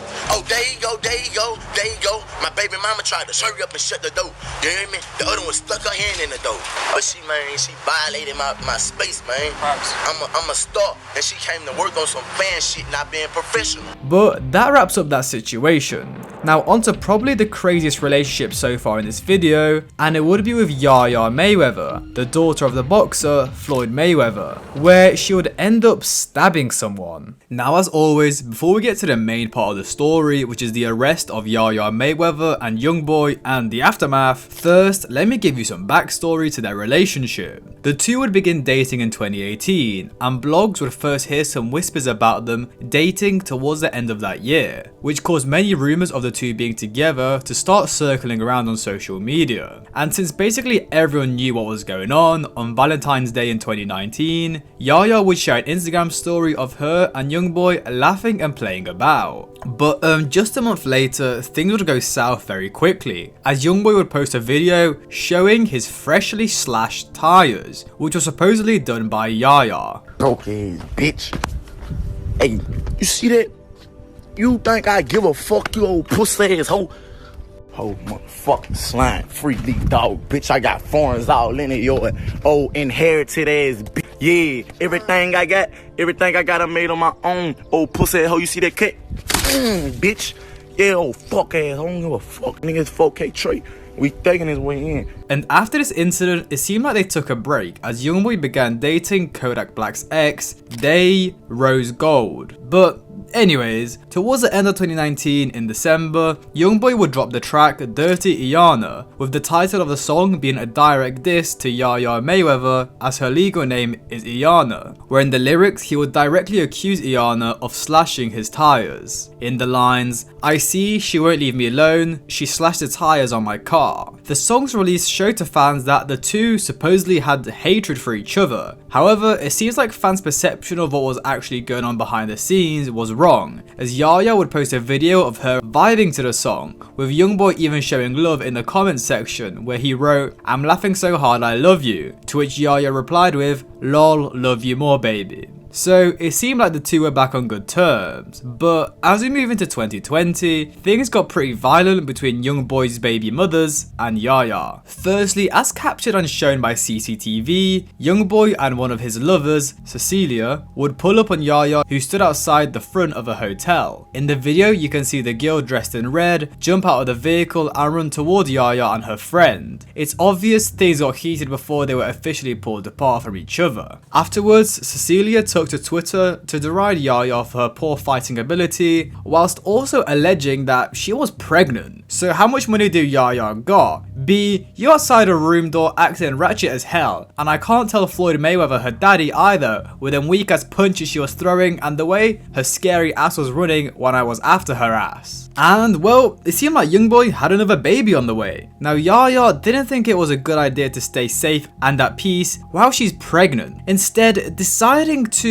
stab YoungBoy's baby mother, Lepatra Lachey Jacobs, during a dispute. On the 4th of April in 2020, YoungBoy and Lepatra, one of his baby mothers, were at his newly bought mansion in Houston together when unexpectedly Mayweather arrived, who YoungBoy didn't want there. So Mayweather, dog, that's the one you said get out, right? That's the one you ain't want in the house, right? Yeah, that's the one you ain't want in the house. And that's the one, and then that's the one when you woke up, she was in the house. Yeah. And she's supposed to be outside the house. When I woke up, she was on the porch. Okay. One officer suspected, 111, officer suspected. Yeah. She like, I can't leave my phone. Got you. It's the porch. I'm like, I ain't bet. Turn around, walk in the house. I had a phone upstairs on top of my Xbox. Yeah. In my smoke room. Yeah. When I come in downstairs, she's sitting right by the door in the chair. I hand her a phone and get the fuck out. How the fuck they start fighting? Shit, get out.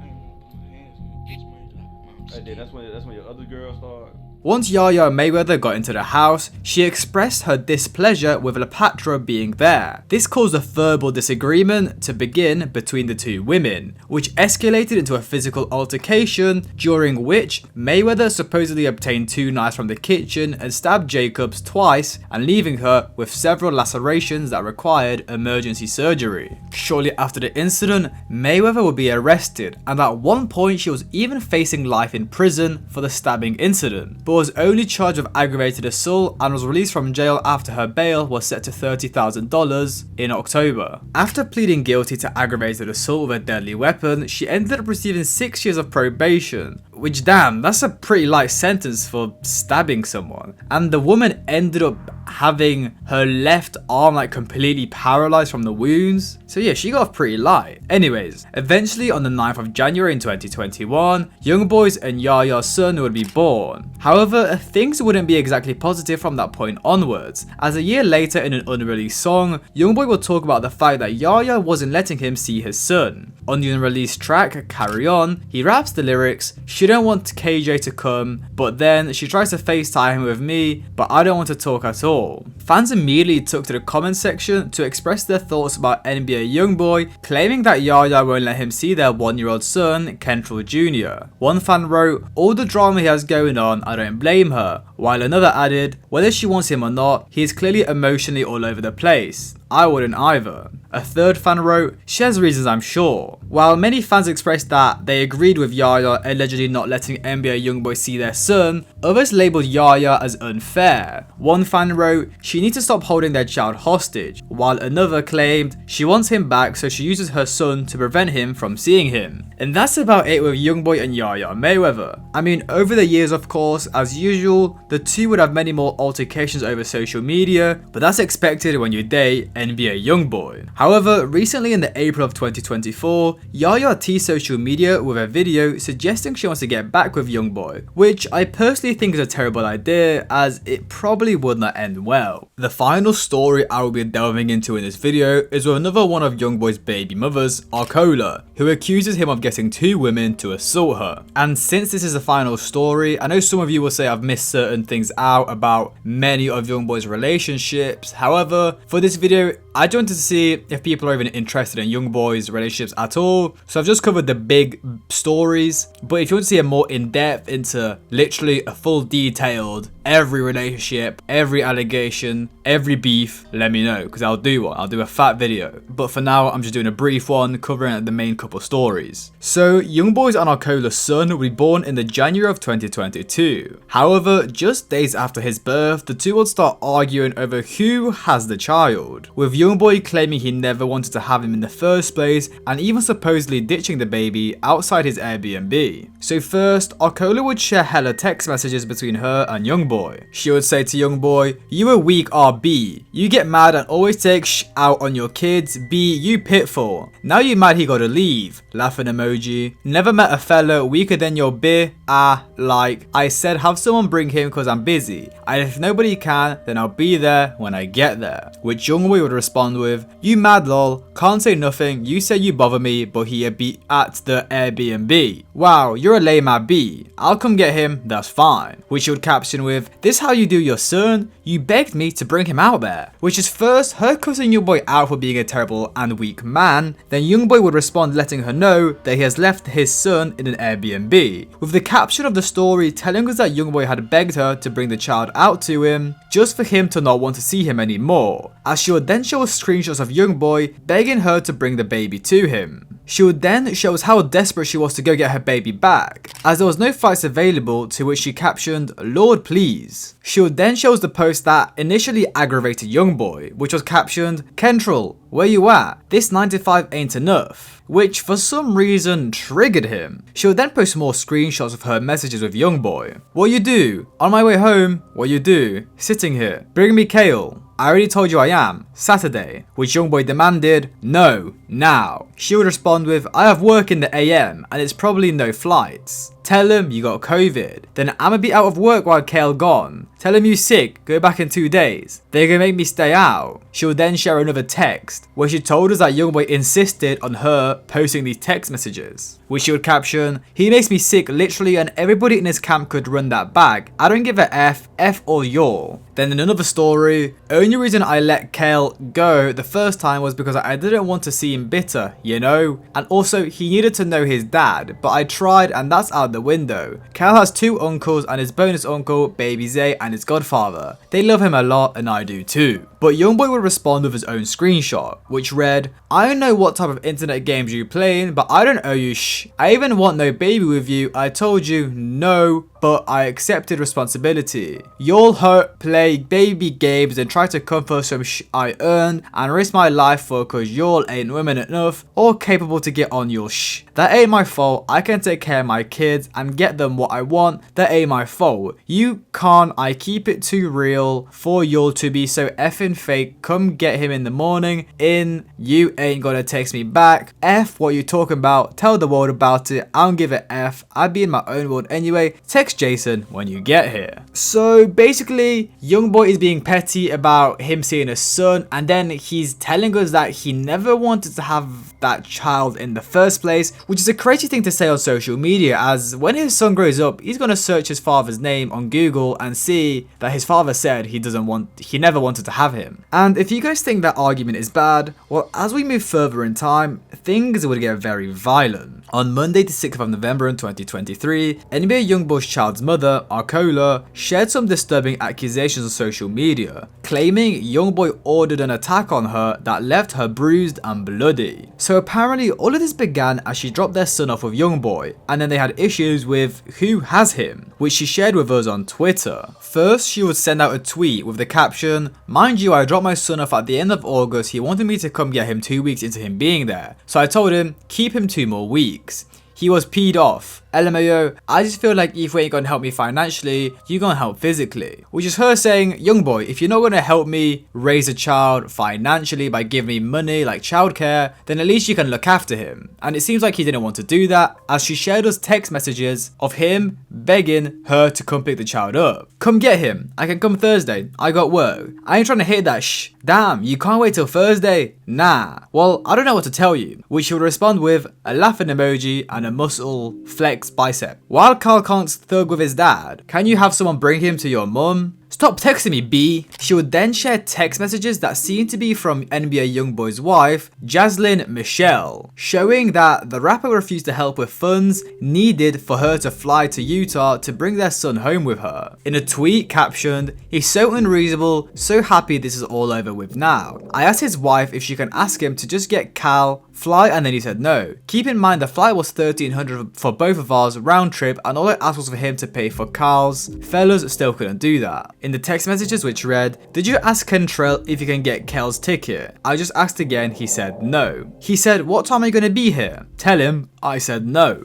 Arcola then claimed that once she figured out a way to go and get her son, NBA YoungBoy said she gotta wait 2 weeks. Once those weeks passed, however, she claimed she tried again to agree on a pickup time, and the rapper allegedly told her she could visit the child on the weekends. So it was after that Arcola decided she's gonna go to NBA YoungBoy's house and literally evacuate that child out of there. In a tweet which read, "They kept trying to take Kale from me. I cried so hard, I even screamed so loud you'd think I was mental. I was holding my baby so tight, I was never letting my son go to swing on you, low life whore. I came for my son and left with him." She would then show us an image of her in the ER with Kale, with her face pretty bruised. In a tweet which read, "I would be wrong if I press charges on y'all for doing me like this with my baby in my hand. But karma gon' eat your asses up. I got my son back, I'm happy that's all that matters. For real." 5 stitches later and her punk ass fist ain't do that shorty had some. She would then go on Instagram live and explain the situation where she had her face completely messed up and blood all over her. Hitting your son's mom in the face with a gun is crazy. When we was in the house, he told them to block the door, like they really not trying to give me my kid. These hoes really keep trying to take my son from me. Like, why? Y'all first of all need to stay the out of it. 2, I'm trying to run to the car, I'm unlocking the door, I get in on this side, I'm thinking I'm hurry up and locking it, bitch pop this door open. So I got bitch shut this door and this shut this door. She keep trying to grab KL, I'm literally hugging my baby tight, like you're not grabbing him, like that's out. You're not grabbing my son. I'm right there, this little not the bitch Dage, the other little I booted that bitch in her face too. She start trying to take off on me while I got KO. Then they tried to throw out there that I'm holding KO so I don't have to fight. No. Because none of y'all hoes can't fucking whip me one-on-one. And 2, y'all all keep trying to grab my son. Y'all keep trying to grab him. That's why I'm holding him. Y'all keep trying to take him from me. And I'm not letting you take him. I did not fly all the way out here and get a rental car and drive a whole hour up in the mountains just to let y'all thought I was really finna let y'all get him. That's just crazy. With the final tweet, "What do you have kids by? My son that let his her, yes her, with an S cause it was 2 of them weak at hoe. He gave them the order to get me lol, you know B who never come from go and do it. My son was in my hands, his dad just sat back and watched." Where again, she shared more pictures of her face completely messed up. And as we can see, YoungBoy has a very violent past with women and just in general being a terrible and weak father. So what do you guys think? Personally, I'm thinking, how has YoungBoy gotten away with all of this? Why do women keep having children with him? I mean, I guess the money and fame. And will he ever face the consequences for his actions? Lil Uzi Vert and Brittany Bird began dating all the way back in 2014, before Lil Uzi Vert was a superstar he is known as today. They met through a mutual friend and instantly grew a strong bond, where she even stated herself, "When we met one another, there was like a moment of recognition. 2 aliens in America." Over the years, Brittany acted as more than just a girlfriend. She served as Uzi's stylist and designer due to the experience she had in the field. She attended Parsons School of Design, worked on special projects for the Met Gala, and worked with Lindsay Lohan. Also, fun fact, she used to play basketball in high school, where she was named the 8th best shooting guard in California. Brittany's my girlfriend, and she's crazy. What can you say about very early Brittany? She plays basketball. The two would become immensely close, basically inseparable. She would be constantly posted on Uzi's social media, and the two became an iconic couple within the early emo rap SoundCloud scene, with an article even stating that his relationship was almost as well known as his music, referencing his and Brittany's relationship. And she would also get Uzi tattooed on the middle of her neck. Brittany would first blow up on social media from her iconic appearance in the Money Longer music video in the July of 2016, where Uzi rescued her from a mob of shooters. She would also be part of the cover arts for Love Is Rage and Lil Uzi Vert vs. The World, and Uzi would give her special mentions in multiple songs, such as Team Rocket, where he would say, "Brittany be my bae," in Band TV, where he expressed that he wants their relationship to last a long time, saying, "I want to last with Brittany like Keith and Otanya." However, as always, all good things have to come to an end, as on the 25th of June in 2016, Lil Uzi Vert would release a handful of tweets which read, "Single, we are done, change your life over now, it over,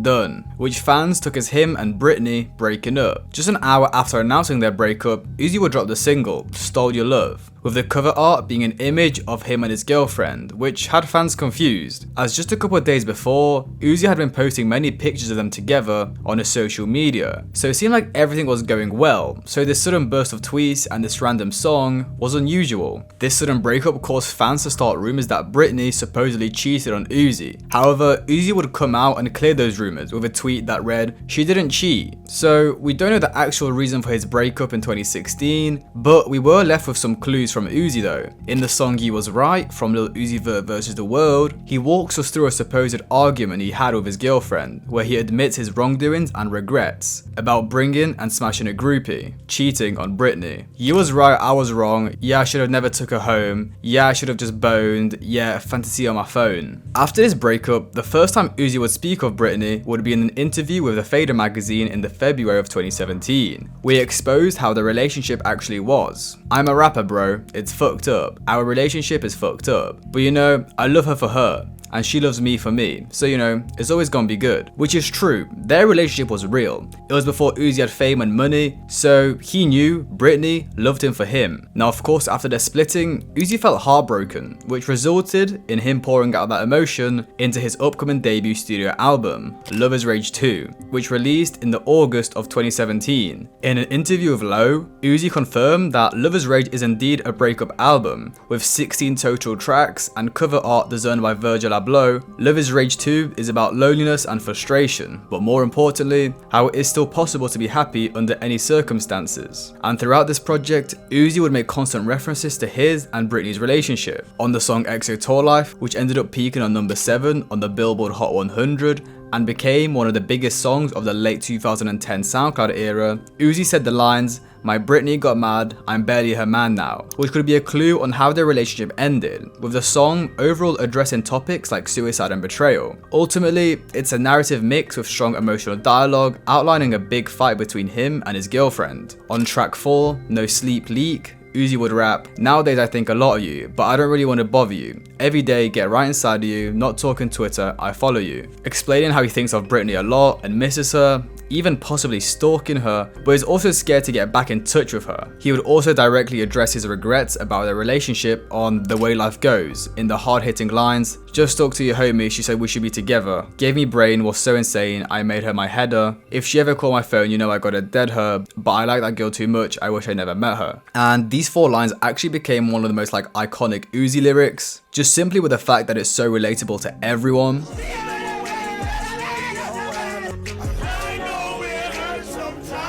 But in the scenario of this song, it was Uzi talking about how he doesn't want to get back in touch with Brittany due to the amount of hurt their relationship caused him, then even saying that he wished he never met her in the first place. And with this album, I could go on forever. Almost every song is about regrets, how he felt, or how he even wants to let go of their relationship and put it in their past. Ultimately, leaving us with one of Lil Uzi Vert's greatest albums, landing multiple platinum certifications and becoming his most streamed project on Spotify. Now after Love Is Rage 2, it seemed like the two were still on and off with each other, and and together would even tease us on social media, up to all the way in 2019 where Brittany would be posting Uzi on her Instagram. In 2020, Uzi even bought her this dog, which they named 16, and Uzi would also put her on the cover art for the deluxe of Eternal Take.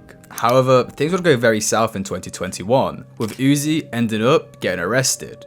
Now, after Uzi completely ended things off with Brittany, during this period, Uzi would be supposedly dating the artist JT from City Girls. But things weren't really public, it was very cryptic, and fans were constantly guessing if the two were actually together. But eventually, something would occur which forced Uzi to come public about everything. On the 1st of March in 2021, Brittany Byrd would leak a text message conversation she had with Uzi on her Instagram story, which showed Uzi begging Brittany to get back with him and dissing his current girlfriend JT. She playing a dirty ass game. I didn't buy her shit. You ain't waste shit. We still together. I don't talk to her. That's why she doing that. And JT would see this, so she would put out a series of tweets in response. He begged me worse, but like actually in real life. He says the same thing about her. I ain't delusional no more. I bet. So to JT, it seemed like these things Uzi was saying weren't a surprise, as he says the same things to her. Now you want to post a fellaring, you're really getting out of character. Not Mrs. Peace Be Still. I know his ass move, I tried to tell. While I tried to tell you a year ago he was lying, you call me delusional. Uzi know I'ma put his ass in a pretzel, laughing emoji.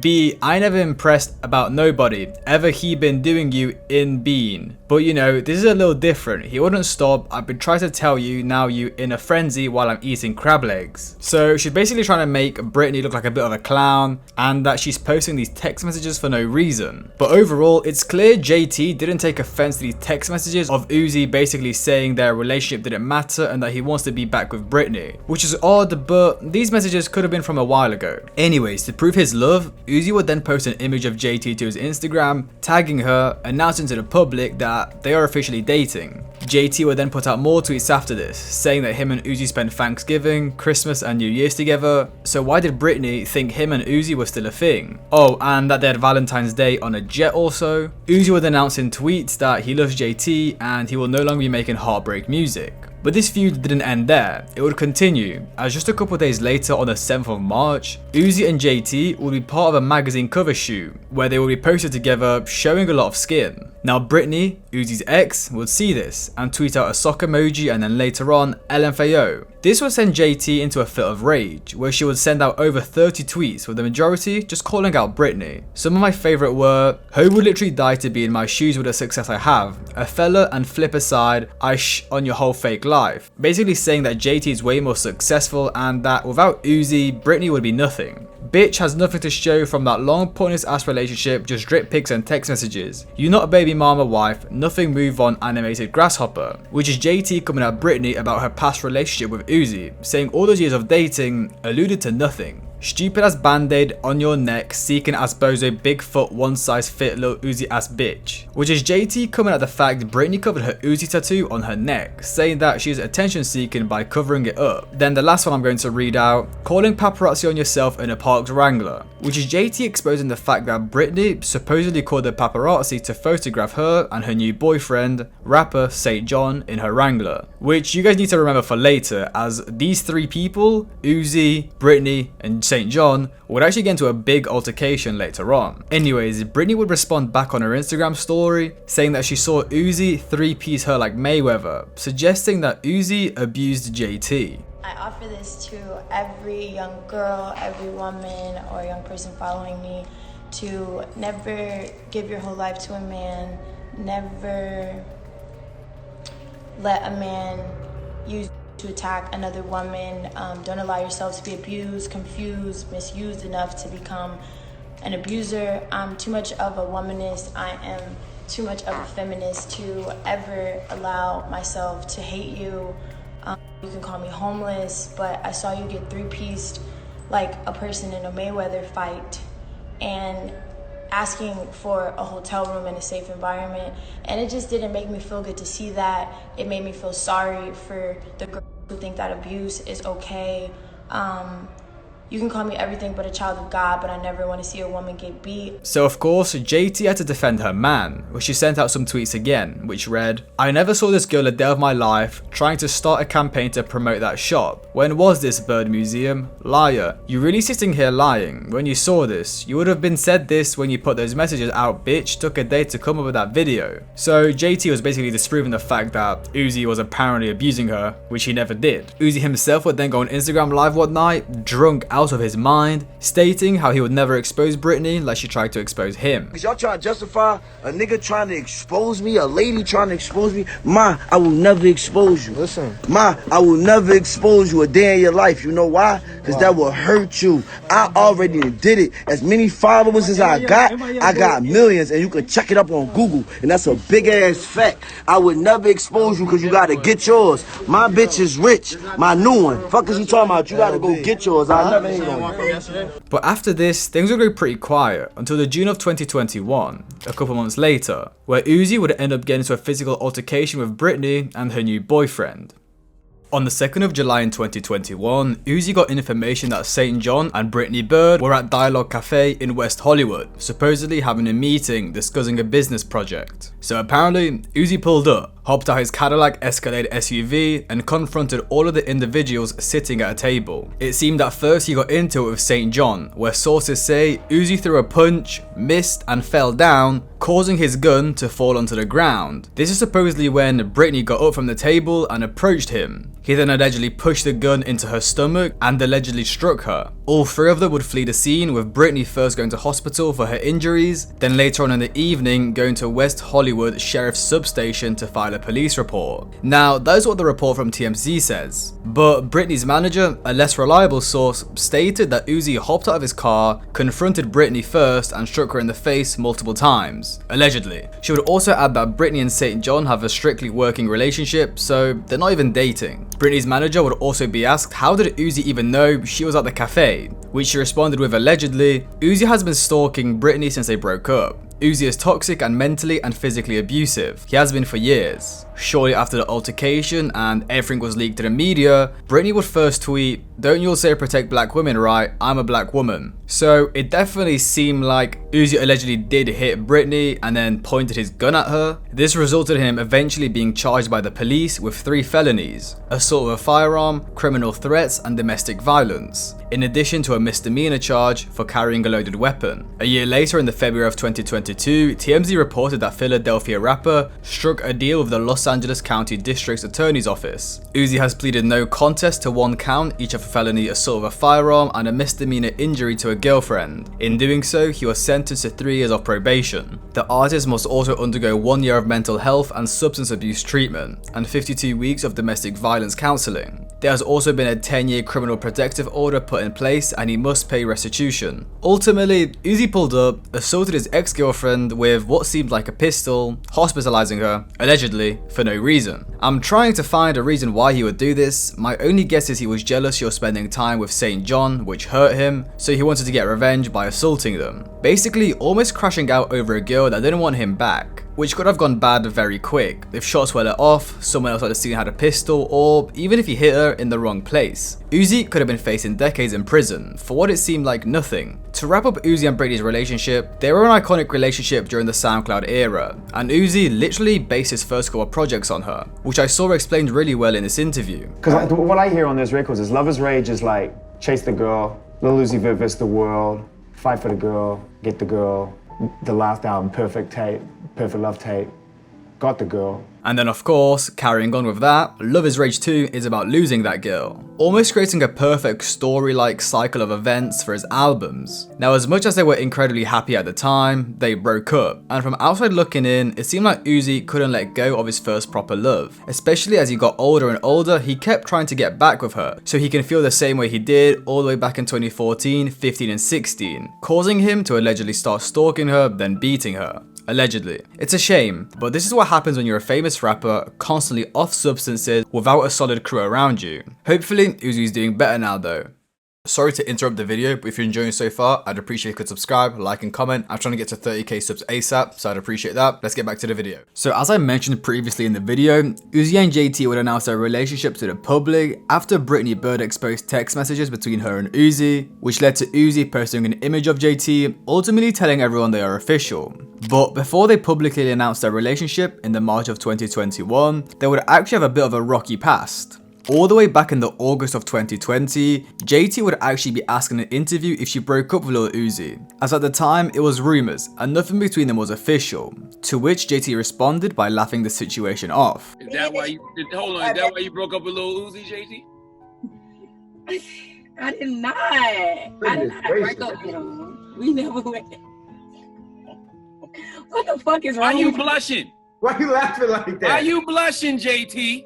And even with that response from JT, the two were supposedly still very close behind closed doors. But just a month later in September, images of Uzi kissing another girl would leak on the internet. Now at first, Uzi would try to clear the air, admitting he was on some rockstar shh at the time. He said the photo was old, and I don't do the internet telling my personal life, but I don't fuck with that girl. I don't lie if I fuck with somebody. I tell the truth. A fan asked for a kiss and my high ass did it on some rockstar shit. I be forgetting I'm black so it looked bad. Shit old, I don't even got braces. The woman in the picture then took to social media to tell her side of the story. And luckily for Uzi, JT would step in and defend him by tweeting, "B word, be so desperate to be known, nobody wants to be low key no more, it's high key disgusting." So JT defended her man, but it seemed like things were taking a turn for the worse, as just a month later, JT would put out a cryptic tweet which read, "I'd rather drink glass than F with that boy again," which fans took as JT dissing Uzi, and he would see this and bite back by sharing a picture of them together in a bathroom on his Instagram story, showing that in fact she was messing with him. But JT would respond back, saying that's an old picture. But even with all this drama, just a month later in December, it seemed like the two were together again, as Uzi would upgrade JT's G-Wagon for her 20th birthday in December. She told the media she only asked Uzi to get it wrapped for her, but instead it came back with an entire Brabus kit, fully customized with new wheels, and her iced out initials in the grille. In the beginning of 2021, as I explained earlier in the video, the entire beef with Uzi's ex went down when Brittany Byrd leaked those text messages, which resulted in Uzi announcing their relationship to the public by tweeting he loves JT and posting an image of her on his Instagram. So Uzi was in a public relationship again, and for most fans, they were glad to see Uzi happy again. In an interview with Revolt, JT would share how their first day went down and how Uzi spoiled her with $30,000. How about you? Let's talk about your first date. Oh, what qualified him for the second date? He's still He a real one, real rich nigga. When I first met my man, I was still in a halfway house. So he came and seen me. He came to Atlanta. I was still in a halfway house. That's real love. And he gave me, like, he had a bag full of money, and I had a little Chanel bag, and he was like, take as much as you can. Not the baby Chanel. And I only could fit $30,000, and I was so mad. And he took me, like, to Louis Vuitton and Taco Bell. Taco Bell? Hold on. Now, as much as I am sure they're in love with each other, spending $30K on your first date, I mean bro, you barely know the woman. But what do I know, maybe this is what the rich people are doing these days. Then in the beginning of August, for Uzi's birthday, JT would surprise Uzi with a customized Cadillac Escalade and 2 customized ATVs. However, things quickly went south. Just a couple weeks later, in that same month of August, the two would seemingly unfollow each other on Instagram, and JT would delete majority of pictures of her and Uzi, with only one of them remaining, which sparked rumours of the two already breaking up with each other, only a couple months after announcing their relationship to the public. Then towards the end of the year, it seemed like the two were back at it again. As for JT's 29th birthday, Uzi rented the entire Nickelodeon Studios park at the American Dream Mall in New Jersey, which definitely cost him a fat sum of money, as according to TMZ, it's $50,000 to rent it out after hours. But that wasn't all. For that same birthday, he would then gift her a 2022 McLaren worth $500,000. Again though, they would go through another rough patch. As we now move into 2022, in April, an old tweet of Uzi's would be dug up, saying, "If you was meth, I would do you all day long, at Distorted, who is some girl he followed back in the day. Now, the tweet is from 2015, but it seemed like JT still wasn't happy about it, which is when she would come out on Twitter to share her anger. I don't give a F if it was from 2012, he said it was fake instead of old, and since he wants to run to the internet about it, here you'll go. So it seemed like instead of telling JT it was an old tweet, he told her it was fake. And I mean, Uzi probably did think it was fake. I doubt he remembers a tweet from 7 years ago. But it seemed like this resulted in them splitting, as Uzi would tweet, JT broke up with me over this dumb I don't even do anything, FML. And it did seem kind of petty. And most times they've broken up have seemed over petty things. However, as usual, and as you probably expect, just a couple months later, it seemed like the two were back together though, as JT would celebrate Uzi's 27th birthday by buying him a new Mercedes Maybach van and a BMW bike for his 27th birthday, and also writing a touching Instagram post for him. I love you Uzi, I'm crying making this post because you're literally a dream come true. I feel like with everything I've been through in life, you're one of my greatest rewards. I wake up every day to either your frown or smile, either works for me as long as you're right here. You're my best friend, my twin flame, you work so hard, you deserve the world, I love everything about you, from your main character energy to still being able to make me feel like I'm the only person in the room. I saw you go through so much and those times you still had me down. McDonald's better not get your order wrong, everybody know I don't play by my baby, LMAO, I pray we find time to love each other forever and never let nothing come between us. You taught me a lot, thank you, I appreciate you. Nobody but you can stop you, keep going, you're an inspiration to many, I hope you never forget who you are. I can go some more, but I'ma save the rest for tonight. City girls, we are down today, I love you crazy, happy birthday, Lil Uzi, happy birthday. So as you can see, they have a lot of love for each other, but their relationship would again go through some tough times in that year again, as there was rumours that they broke up. Again, this is what, the third, fourth, fifth time now? As in November of that year, JT would share a tweet saying single, which of course showed that she's no longer in a relationship with Lil Uzi Vert. However, guess what? The two would be back together again, and they would end off 2022 with a bang, as Uzi would buy JT a black on black Rolls Royce Cullinan, which sells for north of 350k. And just a couple days later, after, the two would show off tattoos they got of each other's names. So moving into 2023, we can see the two are constantly on and off, arguing and biting at each other over really petty things. And it seemed like throughout the years, a lot of heated tension would be building between them, and eventually it would all be let out in 2023 in a big incident. On the 25th of June in 2023, JT and Uzi would be attending the 2023 BET Awards, where Uzi would perform the at the time unreleased song Spin Again, which contained the lyrics, I'm effing the dog out of this B, her wig came off twice, she had a lil throat, she looked like Ice Spice. Now at first, to fans and attendees, it seemed like JT was upset that Uzi mentioned Ice Spice in her lyrics. So she decided to assault Uzi by throwing her phone at him during the awards show, and I don't think throw is enough. She launched that thing at him. Now the video doesn't really give us much, just JT throwing her phone at Uzi, calling him a groupie, and then Uzi defending himself by saying he didn't do anything. This would lead to them both being kicked out of the awards show, and everyone thought this was because of the Ice Spice lyrics. But shortly after this all went down, JT would come out in an interview with The Breakfast Club to explain what actually happened. The reason I threw my phone at Uzi is because when he had to perform, so we get in there and Uzi is like a frantic kid. Like he moves around a lot and he plays like he is like play a lot. So when he got off stage, he came to me and he like, come on, let's go, let's go, let's go. Give me, like, he was like, give me a kiss. And then I was like, I gave him a kiss. He was like, we finna go, let's go, let's go. And I'm like, what? The show just started. Like, so I'm thinking he leaving and about to send somebody back to come and get me. But when I get up, he down there with Bari. And so happened. Who's Bari? His friend, his friend that he brought. It's like, maybe not then. You should have made sure I had that seat. It was never about another artist because an artist is supposed to be there. It was never about that. It's about that you made sure that Bari was in his seat. Like he's sitting there, he's chilling like this when I walk up. Bari like, yeah, bitch, I'm sitting right here. Bari supposed to get up.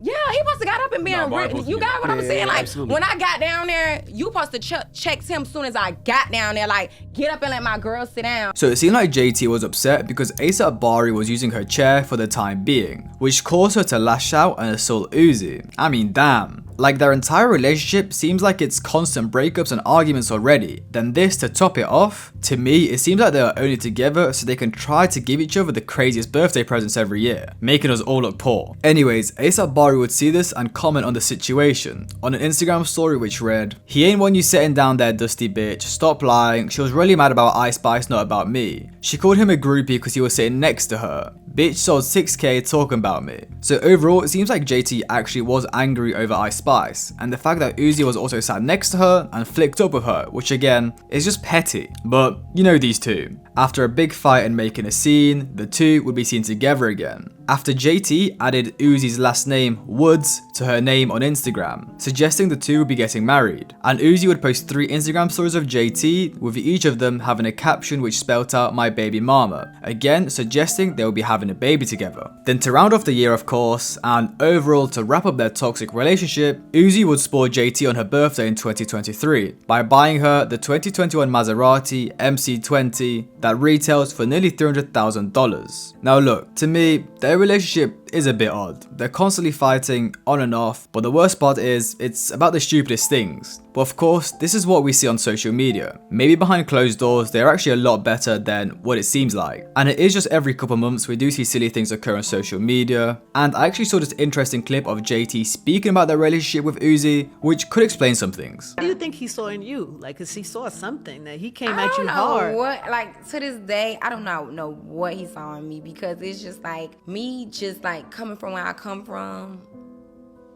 going through what I went through. I don't know what made me so deserving of somebody so good. So I just still to this day get a little feisty about that. Like, what you want? And we Like, you live don't trust together. We it? done been together for years, and it's still like, what you want?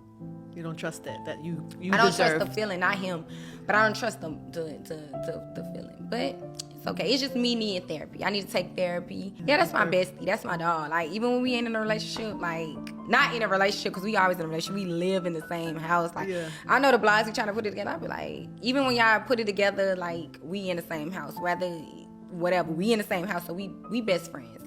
And we got to make it work either way it go. We don't have to make it work, but we choose to make it work because we don't have kids and we not married or nothing. So I know that it's genuine, because it's like, for what else? Because we ain't making it work for no kids. To wrap up their relationship, towards the end of 2023, Uzi would share some concerning Instagram stories about his retirement and the status of his relationship. Why not stop now? Because business doesn't work like that. I have one more album to turn in. After that, I finally can genuinely smile. I've been getting judged from day one. I never respond to negativity. I have a talented, but I also have a heart, and have been holding in a lot. I'm not as close to my family as I should be. My relationship isn't in the best shape. I just want to breathe. The most attention I could get is by dropping music. I understand y'all don't believe me, but it starts with me to show you that I'm actually serious. I'm very stressed out and I'm done with so many voices controlling my life, it's like I never lived for me. I would give up all the money and perks that this comes with to live a perfectly normal life. I'm okay with it. This time, I won't let anybody stop my journey to happiness or being one of the greatest musicians ever. My last album would definitely help you remember who is the one. Thank you again. So moving into 2024, it seems like Uzi is going through a rough time. He needs to release another album to fulfill his deal, his relationship isn't in the best shape, and he's constantly being controlled by other people. And honestly, for Uzi's health, I actually think retirement would be the best choice of action. Since 2016, he's been going through drama, heartbreak, and substance abuse. If he retires, he can actually settle down and take control back of his life. Overall, as we can see, Uzi has been through many tough relationships in his life, and it does show in his character and music that they have left a huge impact on him.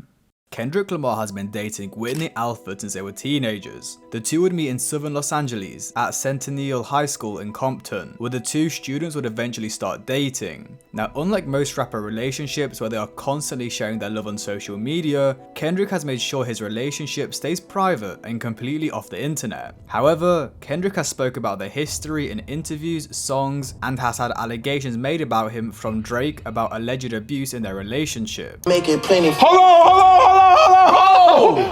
Are you listening? Might not be his kid, B-Lou. Which gave us clues on how their relationship has gone down so far, which doesn't look too great. So I'll be delving into that now.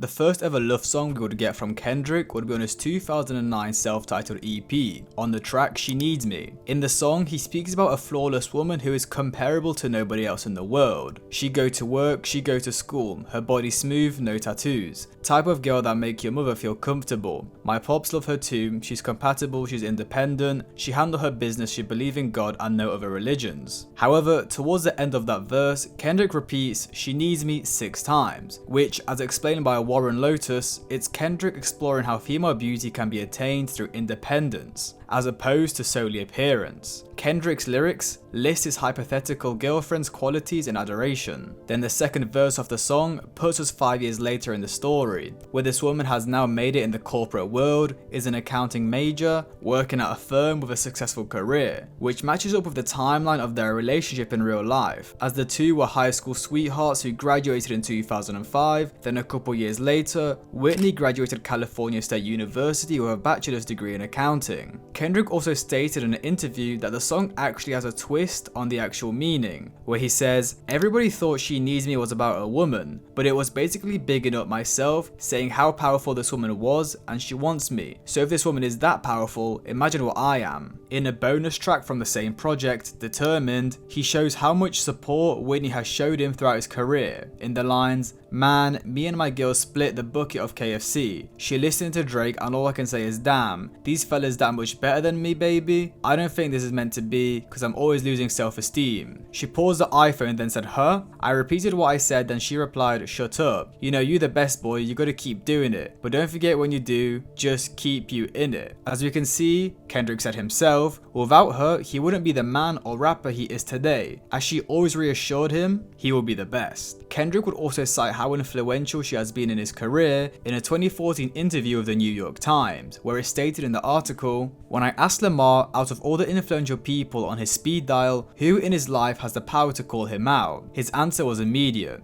One particular young lady," he said, referring to Alfred. "She's been here since day one." From his 2010 project Overly Dedicated on the second track, Growing Apart, Kendrick talks about the strain he is putting on his girlfriend with his lifestyle and unfaithfulness. "Meanwhile, I'm in the streets of everybody, I'm trying to get it. And she know, they got me. I watch her feelings watch me. As they staring with the saddest eyes of loneliness, look each other in the face and barely blink. I tried to make it right, but the pen ran out of ink. So if my letters don't reach, I hope these lyrics sync," which is him pointing out the fact that he's out there hustling, trying to make it, even though he knows this lifestyle is consuming him, with the thing making it way worse being the fact that his girl sees the bad life he's leading, along with the cheating he's delving into. 2011, Kendrick is finally making it into the mainstream as he's featured on Drake's Take Care project, but with the newfound fame and success, Kendrick starts doubting his current relationship. On the track A Buried Alive interlude, he says, "Then he said that he was the same age as myself, and it didn't help because it made me even more rude and impatient. So blame it on Mr. OVOXO, the reason I'm breathing all the vanity I know, the reason why my best friend says she loved me more than life, but I live a double life, I need to let her go."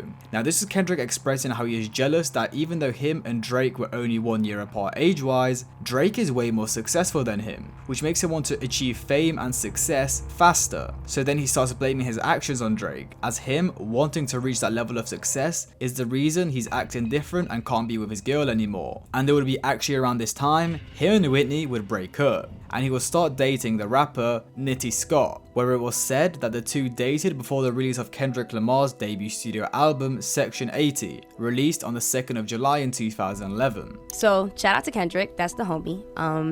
Yeah, we had a brief thing. Oh, okay. I'll say like that was my boo. You know what I'm saying? Like that was my thing. I was seeing him and him only for at least a year. And you guys are still cool? Yeah, that is still the homie. People that were in charge of my career in the past, that was a relationship that they were not comfortable with.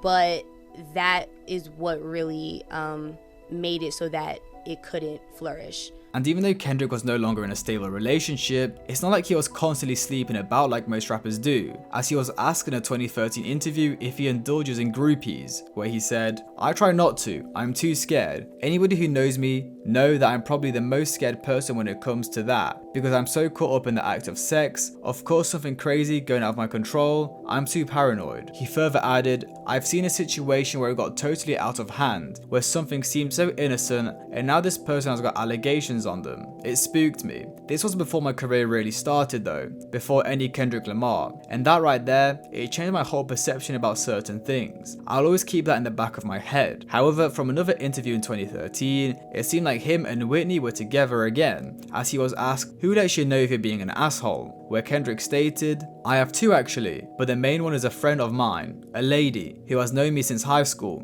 She has always been someone since day one. who has said something whenever I'm an asshole or also if I'm doing something positive, but more so when I'm out of my element. Now before their engagement in 2015, Kendrick stated on a Billboard interview in that year, "I won't even call her my girl, that's my best friend. I don't even like the term that society has put in the world as far as being a companion. She's somebody I can tell my fears to." And just a couple months later, they would announce that they are engaged, shortly after the release of To Pimp a Butterfly, and Kendrick would double down on his devotion in an interview with The Breakfast Club. Last time you was up here, you said you're real personal and you're real quiet and private with your relationship, and you said you had a boo. Yeah, yeah. And there was rumors that you guys got engaged. Yeah, yeah. Is that true? Yeah, definitely. Congratulations, Appreciate man. that. Yeah, I'm loyal to the soil. Welcome to the club, bro. On the track Love from his 2017 album Damn, where Kendrick speaks on how their relationship has progressed and become more mature, in the lines, "Keep it 100, I'd rather you trust me than to love me, keep it a whole 100, don't got you, I got nothing." With his point being, him and Whitney are more than just romantic partners, and that in a relationship he values the trust and care they have for each other, not just finding them irresistibly attractive, which is why throughout the years in interviews, Kendrick always calls her his best friend, and in the track he also refers to her as homie for life. In 2019, Kendrick and Whitney would welcome their first child, Uzi, with their second child, Enoch, being announced to the world on the album cover of his most recent album, Mr. Morale and the Big Steppers, with the cover art also featuring himself, Whitney, and their first child, Uzi. Whitney actually featured on the album multiple times. On the opening track, United in Grief, she repeats the line, tell them the truth," urging Kendrick to be honest as he embarks on his most personal project to date. Then with the final time we hear her voice being on Mother I Sober, where Kendrick confronts his trauma head on by describing his upbringing and the traumatic experiences that came with it, with Whitney closing the track off by saying, "You did it, I am proud of you, you broke a generational curse. Say thank you, Dad." Then with his daughter closing off the track by thanking her family. However, earlier in this track, Kendrick revisits the times he slept with other women, with Whitney allegedly even questioning if he has an addiction to the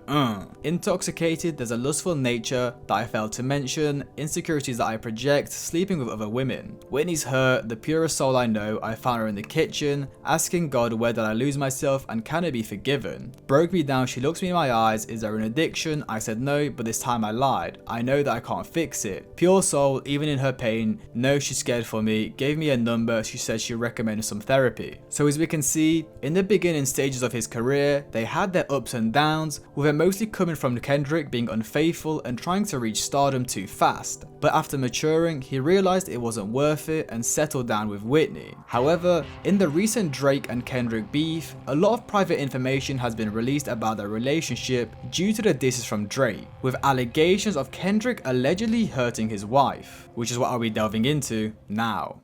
It all began when Kendrick hopped on Like That for Metro Boomin and Future's collab tape where he started dissing Drake. And Drake would bite back with a diss track, Push-Ups, with the cover art being a size 7 shoe tag, making fun of Kendrick Lamar's height, towering at 165 centimeters, where he also dissed Rick Ross, Metro Boomin and The Weeknd. Now in this diss track and the further diss tracks I mention, well, Drake would come out Kendrick's family and his relationship, and also would bring up some alleged abuse allegations. On Push-Ups, Drake dissed Kendrick with the line, "I be with some bodyguards like Whitney, top say drop, your little midget ass better fucking." Now in the Whitney line, it's not sure if Drake is referencing the actress Whitney Houston who starred in 1992 romance film The Bodyguard, or if he's going after Kendrick's wife, Whitney, for allegedly sleeping with one of Kendrick's bodyguards. However, it wouldn't be a surprise as Drake mentioned Kendrick's recent album Mr. Morale and the Big Steppers earlier in the diss track, which Whitney featured on via the cover art and multiple tracks. And it wouldn't be the first time Drake had dissed someone's wife, as on the 2018 Duppy freestyle, Drake made fun of Pusha T's wife, Virginia Williams, where he said, "I told you keep playing with my name and I'ma let it ring on you like Virginia Williams." And DJ Academics would even warn Drake on dissing Kendrick's wife. You mentioned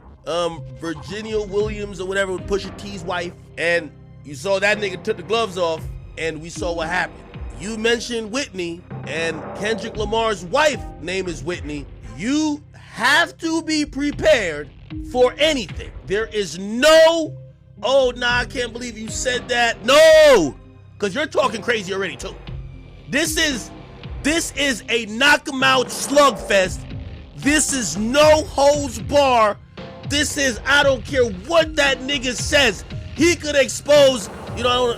And now thinking about it, DJ Akademiks was clearly right, because Kendrick basically killed Drake with his recent disses. But anyways, DJ Akademiks would also preview another alleged diss track from Drake, titled Hi Whitney, and I say alleged because according to Drake, the track was AI. In this alleged diss track, Drake name drops Kendrick's wife and fantasizes about giving her a more lavish lifestyle than Kendrick can afford. In the lines, hi Whitney, won't you come over girl, get high with me, tell me about your insecurities, impurities and shortcomings, baby I'll have you more coming and more coming, more life, more money and more success, more chains. In response, Kendrick would drop 2 diss tracks, Euphoria and 616 in LA, with 616 supposedly being a bait track to see if Drake responds to Kendrick by dissing his family, which Drake ended up doing on the track Family Matters, where Drake says the lines, on some Bobby I wanna know what Whitney need. All the puppy love was over in your late teens. Why you never hold down your son and tell him say cheese? We could've left the kids out of this, don't blame me. Which is Drake going in on Kendrick and Whitney's relationship, saying their teenage love has faded and they are only staying together to preserve their image. Then the line about his son, Drake is alleging that Kendrick never posts pictures of his son because his son has a lighter complexion than him, and therefore likely the son of Dave Free, who is the president of Kendrick Lamar's label Top Dog Entertainment. Now no one knows if this is actually true, but it seems like Drake just wants to get one back on Kendrick after he called him a deadbeat. Your baby mama captions always screaming save me, you did her dirty all your life, you trying to make peace. With the first line, Drake is referencing the fact that all of Whitney's Instagram captions have negative connotations to them. For example, this post she made sharing her reflections for 2022, where she said that this year was brutal. Then another post where she stated that this image is how she felt for many years. I was stuck in a time and a place that was no longer my reality and was no longer serving me. Basically, Drake is pointing out how for some reason the whole time she's been with Kendrick, she has always been going through some tough times. Then the second line, you did her dirty all your life, you trying to make peace, is Drake again referencing that Kendrick cheated on her multiple times and now is trying to settle down with her and their children. Drake would keep going in on Kendrick and his fiance later in the song, where he says, when you put your hands on your girl, is it self-defense cause she bigger than you? Which is Drake again making fun of Kendrick as he is shorter than his fiance, whilst also saying Kendrick allegedly put his hands on her. And Drake would keep going, why did you move to New York? Is it cause you're living that bachelor life? Proposed in 2015 but don't want to make her your actual wife? I'm guessing this wedding ain't happening, right? Cause we know the girls you actually like.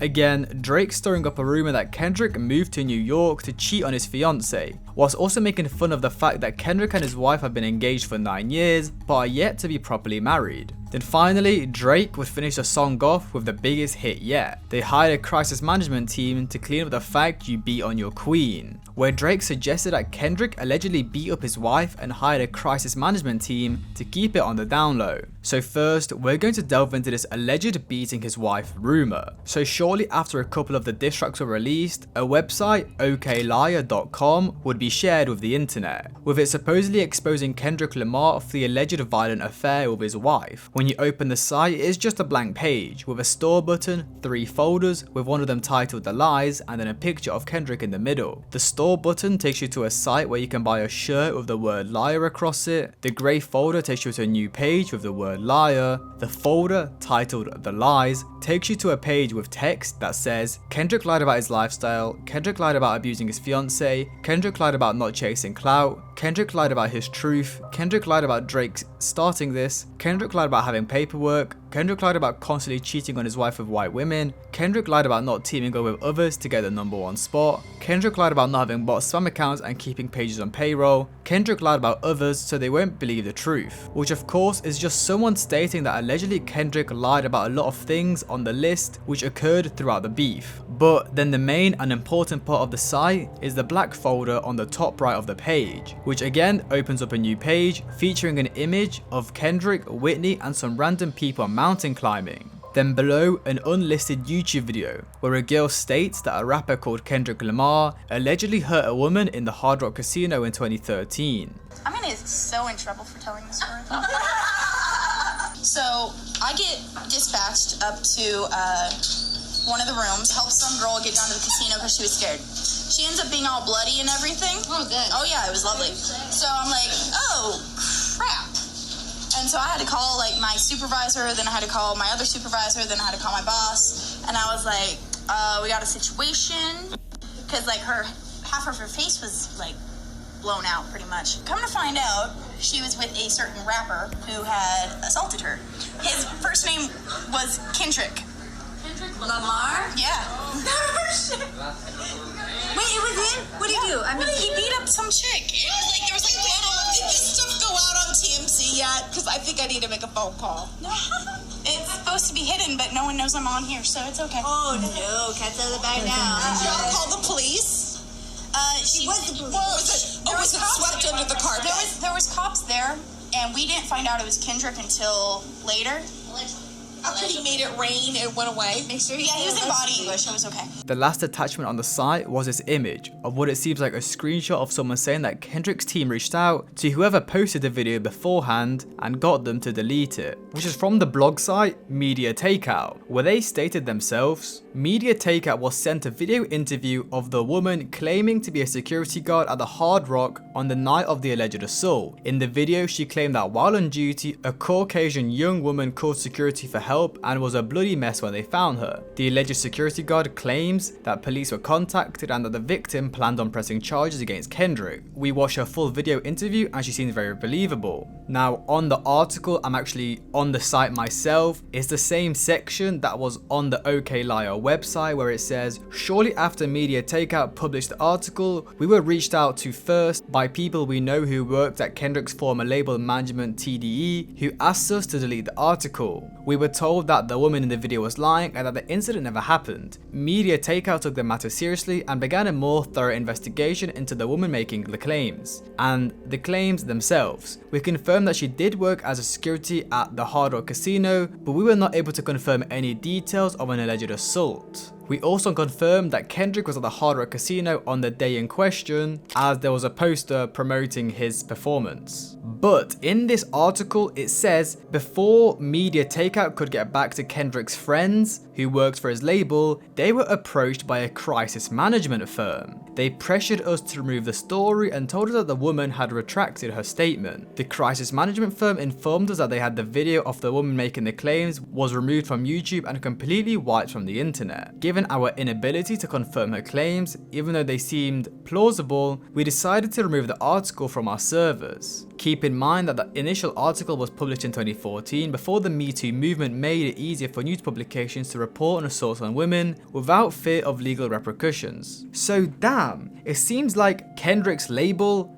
did try to get this stuff removed from the internet, and they hired a crisis management team to keep all this stuff hidden. So what is actually going on, and is any of this true? So it seems that the OK Liar website was made by someone with a little bit of inside info and an old archived video. The first image of Kendrick and Whitney rock climbing, well, according to my research, it is supposed to show that Whitney had some bruises and a black eye. However, when I looked at the image, I couldn't actually see any marks on her. And then this video, a supposed worker from the Hard Rock Casino, stating that allegedly a rapper under the name Kendrick Lamar beat up a woman and left her all bloody. So can we take any of this stuff as a legitimate source? Well, definitely not, but there may be some truth to it. If we do a bit more digging, in 2013, Kendrick came out in an interview with the Breakfast Club and denied allegations of attacking a woman. No way this is true. Yeah. When they said you were in Vegas and you beat some guy bloody and you did something to some female, Yeah. and they said they had evidence and all of this, and then I never heard anything about it again.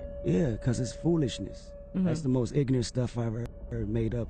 I was like, Kendrick did that? I doubt it. And you know, that person whoever made that up owes an apology.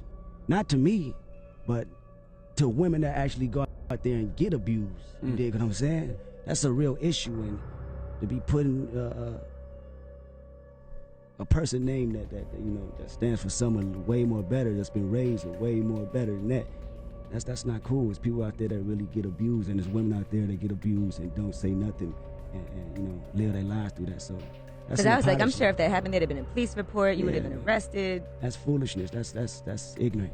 That's all the way ignorant to 100%. When you hear things in the news, certain things I believe about artists. That story, I didn't even think that was remotely close to. So we have three sides of the story. Firstly, the woman with the red hair in the YouTube interview from 2014, where she's saying that a rapper named Kendrick Lamar beat up a woman bloody and half her face was like smashed. Then Media Takeout, the blog site, saying that they made a blog about this back in 2014, but a media crisis management team reached out to them and got them to take it off the internet. But then Kendrick coming out in a Breakfast Club interview saying that no, I didn't do anything, nothing happened. So, you know, even though Kendrick's denying it, things are lining up and it doesn't really look great, but we do genuinely have no idea what actually happened, as it's just two people's words against one another. Now, people said since Kendrick denied hurting a woman in the Breakfast Club interview, it means it definitely didn't happen. Well, as Drake said, if he hired a crisis management team, they definitely would have swept that all under the carpet and make sure nothing got out to the media. Then secondly, of course he's not going to admit it on an interview, he will just deny it. I mean, some fans brought up the fact that Kendrick Lamar co-signed XXXTentacion's music and even threatened to pull his music from Spotify after they removed XXXTentacion and Arcola's music from their platform as part of their hate content and hateful conduct policy, which obviously doesn't make Kendrick look great supporting these types of people. Of course, with X having a heavy past of domestic violence, and then R. Kelly, I'm not even gonna say what he did because bro. But ultimately, if Drake cares so much about domestic violence, why is Baka part of his OVO label? As if you don't know who that is, well, Baka is someone who is in and around of his label, and I'm pretty sure he's a bodyguard and even dropped a couple singles back in the day. Well, in 2014, Baka was arrested and charged with forcing a 22-year-old woman into and taking her money. In 2015, he pleaded guilty to assaulting the woman and unrelated weapons charges. Drake has also previously shouted out Chris Brown and Tory Lanez in his music, who each have infamous pasts with their partners. So is Drake just using this rumor against Kendrick to get a cheap shot on him, even though he himself doesn't actually care about domestic violence and abuse himself? So to sum up the alleged woman beater allegations before we move into the other rumors stirred up by Drake, personally, too many things line up for it to be a nothing story. The woman with the red hair in that video clearly works for the Hard Rock Casino, she was there to see what happened and clearly was too scared to speak up on the situation as it was supposed to be kept quiet, which matches with what Drake said about hiring a crisis management team, and then also lines up with Kendrick coming out shortly after the incident and saying, no, I didn't do anything. And it's not like Kendrick has been super faithful and caring for his wife in the past. So all of that may have built up to this situation. And I mean, we've seen it before with many other successful rappers. Uzi, XXX, Chris Brown, Carti, and many more have all violently assaulted their partners, so it's not like Kendrick doing it would be a big surprise. But ultimately, there is no definite proof and it is all random allegations without much backing. So now, what else has Drake said in his Family Matters diss? So apparently Kendrick isn't the father of his daughter Uzi, and that Whitney had the child with Dave Free. But I mean, guys,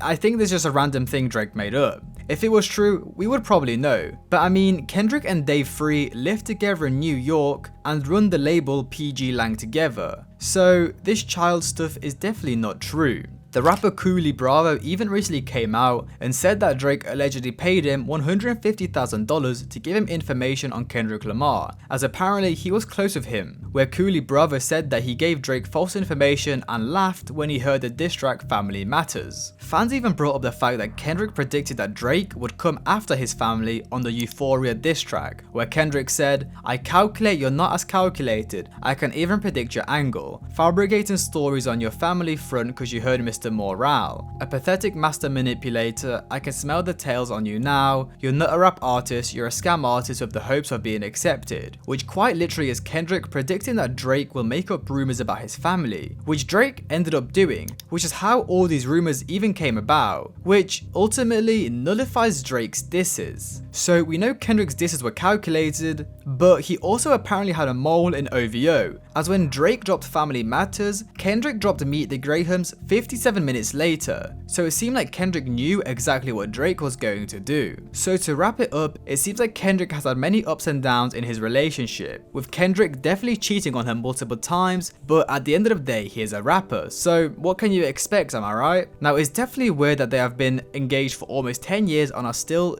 yet to be married, but who are we to tell them when the time is right? And finally, the Drake rumors, but from what I just showed you guys, it probably isn't true and Drake just wanted to get a cheap shot at Kendrick. So what do you guys think? Did Kendrick do the things Drake said, or was it all just a rumor?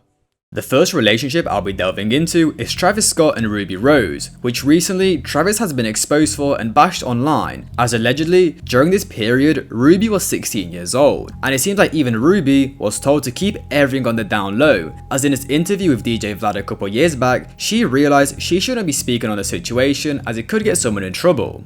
Well, because there are rumors about you and various famous men. I'm going to name a few. Okay, I'll tell you which ones. You could react. Okay. Travis Scott. When I was younger. Oh wait, actually I shouldn't do this. I shouldn't do this game. I shouldn't do this game. I just got a few more names. Okay, when you were younger. Yeah, when I was younger. Okay.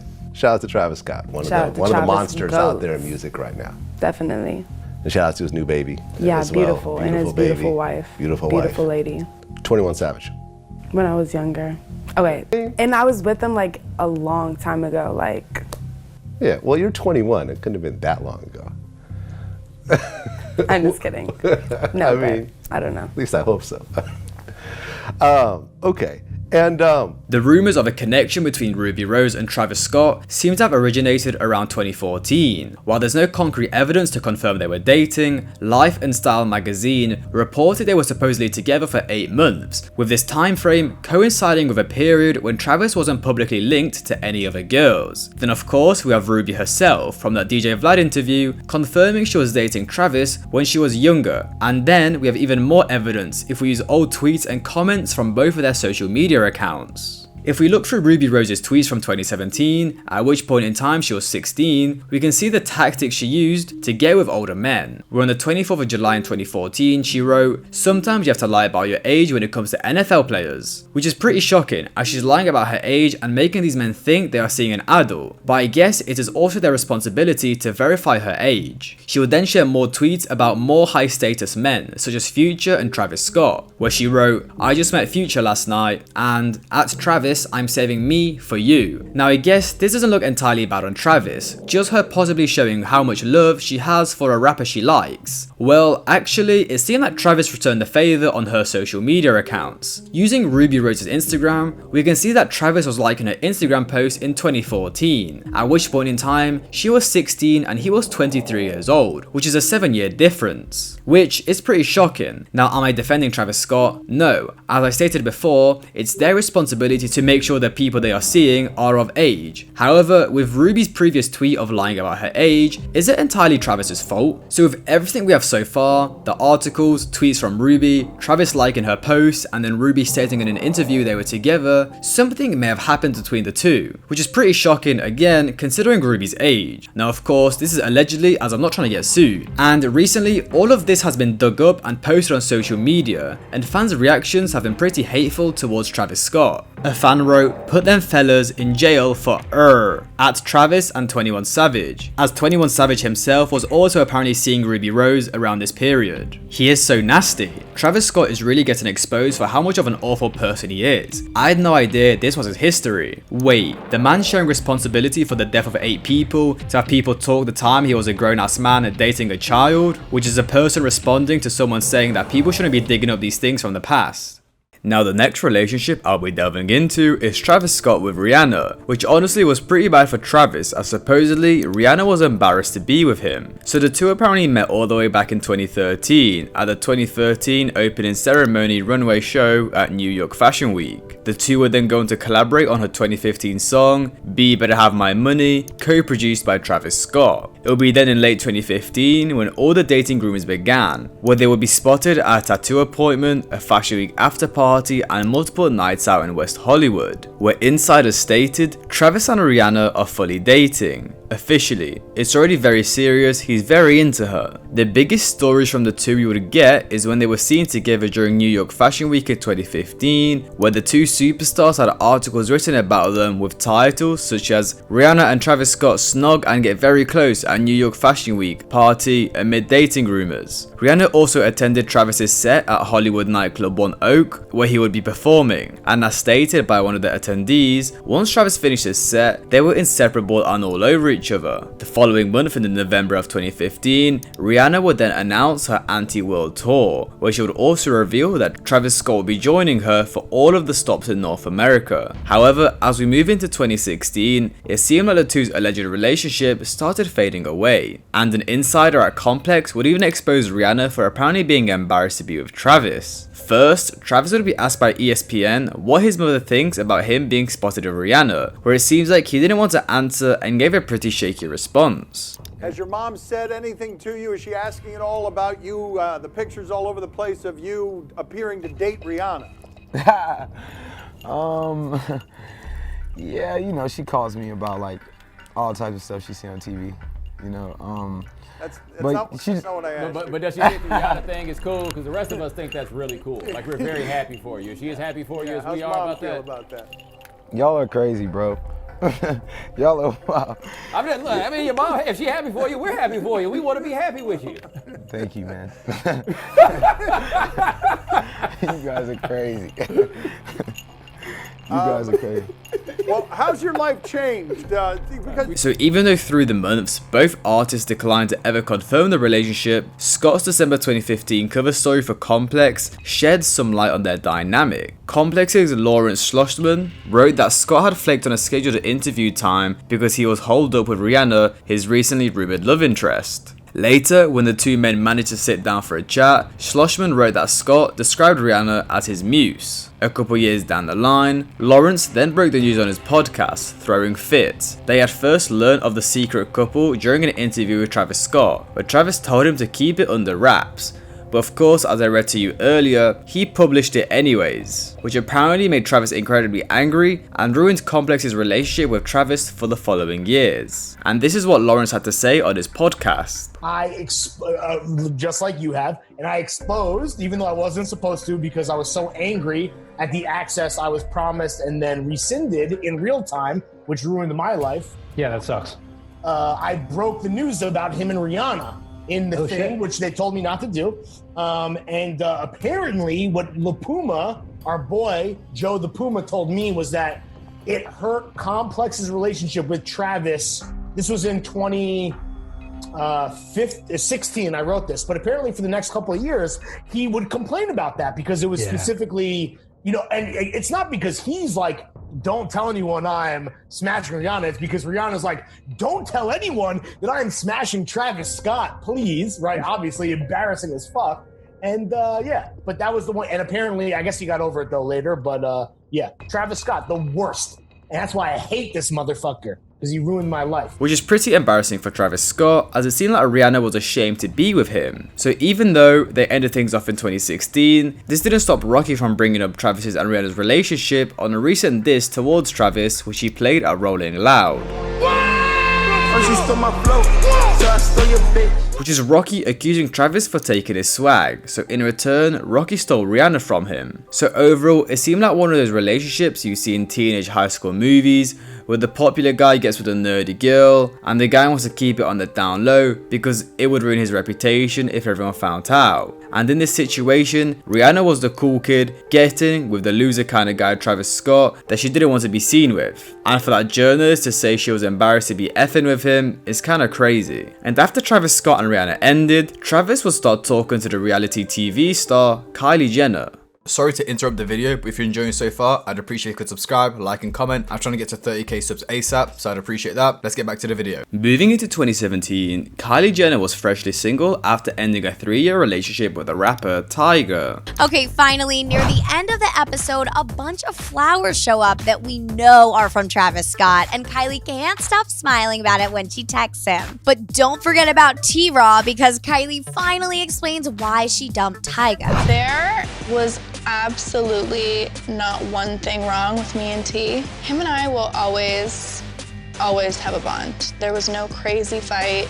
We just decided, I decided that I'm really young. I don't want to look back in 5 years from now and feel like he took something from me when He's really not that type of person. Kylie and Travis first sparked romance rumors after being spotted holding hands at Coachella in 2017, which took place from Friday the 14th of April to Sunday the 23rd of April in 2017. During a Coachella party, insiders also stated Travis and Kylie have been friends for a while, and they all hang out. When she and Tyga are having drama, she tries to make him jealous by hanging out with other guys. A week later, Kylie took to her social media platforms to post a picture of her and Travis laying on the grass, presumably from Coachella, captioned, "It's lit," which I'm guessing is in reference to Travis's iconic ad-lib, "It's lit." Shortly after Coachella, Kylie and Travis will be spotted in public for the second time, with this sighting being a way more in the eyes of the mainstream, as he would be sat front row at the Houston Rockets game, which is Travis's hometown team. As stated in an article by The People, according to an onlooker at the Houston Rockets vs Oklahoma City Thunder game, where Travis performed before tip-off, the Keeping Up with the Kardashian star and the hip-hop artist were spotted holding hands and definitely looked like a couple. During his performance, Kylie was hiding in the Rockets' courtside club, anxiously waiting for him to come back to her. Once he got back, they definitely looked like a couple, cuddled up next to each other among her friends, said the onlooker, who attended the game and spotted Jenner kissing Scott's neck. So from April 2017 onwards, everyone knew that Kylie Jenner and Travis Scott were an official thing. But before April ended, the duo would make one more last big appearance. On the 29th of that month, Kylie Jenner and Travis Scott made a club appearance together after a show, where Kylie headed to Bentley University to support her new man, located just outside Boston in the town of Waltham. Bentley was celebrating its annual Spring Day, which included a big concert on campus featuring Travis Scott. Later that night, after his performance, the couple headed to Boston's Theatre District, where Travis made an appearance at Bijou nightclub. He was definitely looking for something intimate, one club goer told The People. They also talked a lot, like actually having a conversation. They were dancing at the club, they were definitely super into each other. He didn't really perform, he just showed up and partied. They left in the same car too. And it's clear Kylie really wanted to see Travis perform and be with him, as shortly after his performance, she had to go all the way to New York for the 2017 Met Gala. It would then be in May where I guess you could say the couple faced their first challenge of their relationship, as it was time for Travis to set off for his Bird's Eye View tour. In an interview with GQ, Kylie revealed that when considering the next steps as a couple, Travis said, "I'm going back on tour,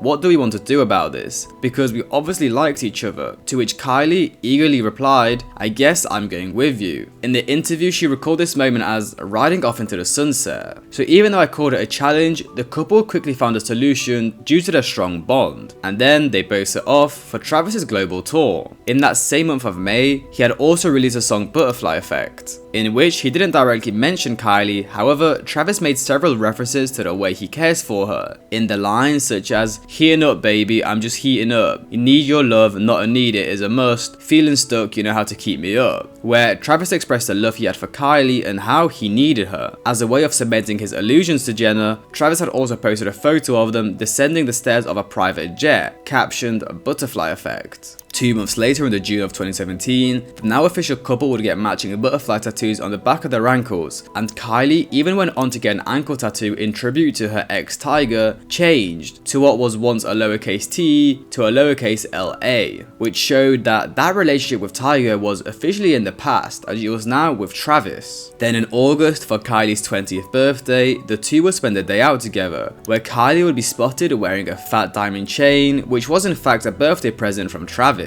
Just a month later, the internet would receive some groundbreaking news, as TMZ broke the news that Kylie and Travis were expecting a child, which had fans going crazy. TMZ stated in their exclusive article, "Kylie Jenner is pregnant and Travis Scott is about to become a dad." We're told 20-year-old Kylie Jenner began telling her friends earlier this month at the Day and Night Fest in Anaheim, California. Sources also say 25-year-old Travis Scott, Kylie's boyfriend, has been telling his friends. We're even told, although we cannot verify, that he's told his friends they're having a girl. One source says Travis was at a recent event telling people about the pregnancy and how his life was going to change. So from this point in time, fans knew these two people were properly locked in, not just another celebrity fling. But someone who wasn't happy for the newfound couple was Kylie's ex, Tyga, who made a comment about her and Travis's pregnancy, where he posted on his Snapchat story, "Hell nah, that's my kid." Just a couple months later, in the February of 2018, Kylie and Travis would announce that their daughter, Stormy Webster, had been born. Whatever your name is going to be, this is how I found out about you.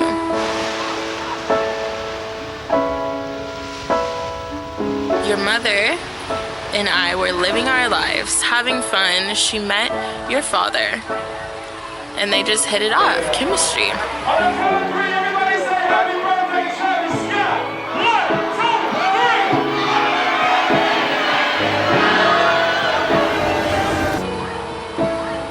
One day, I was in your mom's bathroom with her, and she took a little test. We were sitting in the tub. Yeah, you were sitting on the tub. I was standing by the counter. And then how did she say it though? And then she passed it to me after, like, surprise.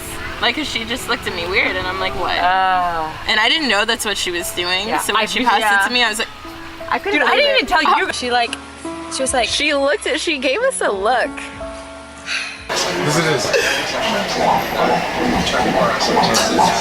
Kylie would resume her break from social media by making an Instagram post to announce her daughter. As a way of explaining her absence, she took to Instagram with an emotional message, which said she apologized for her silence and described her experience carrying and giving birth to Stormi. A few days after her initial message, Kylie shared a wholesome photo of Stormi's small hand wrapped around her thumb. The post broke the internet, of course, and also announced that Stormi would be taking Travis's last name, Webster, and Travis would show how thankful and grateful he is of Kylie, as shortly after the welcoming of their child, he would gift her a $1.4 million Ferrari. It was an extremely rare model, with it being one of the mere 500 ever made. Weirdly, after Stormi's birth, fans would start comparing images of their newborn daughter to Kylie's bodyguard Tim Chung, and saying Stormi looks extremely like him, and looks nothing like Travis Scott. People were focusing on the eyes, nose and skin tone, noting what they say are uncanny similarities. While Kylie would be quick to shut down all the rumours, as of course it wasn't true, and it was just fans being weird on social media, and at the end of the day, it's a literal baby, and Kylie's bodyguard would come out and give his own statement. I am a very private person and would normally never answer to gossip and stories that are so ridiculous that they are laughable. Out of deep respect for Kylie, Travis, their daughter, together and their families, I would like to set the record straight and say that my interactions with Kylie and her family have been limited in strictly a professional capacity only. There is no story here, and I ask that the media no longer include me in any narratives that is incredibly disrespectful to their family. And after this entire drama, Tim Chung would actually end up getting fired, which was definitely weird.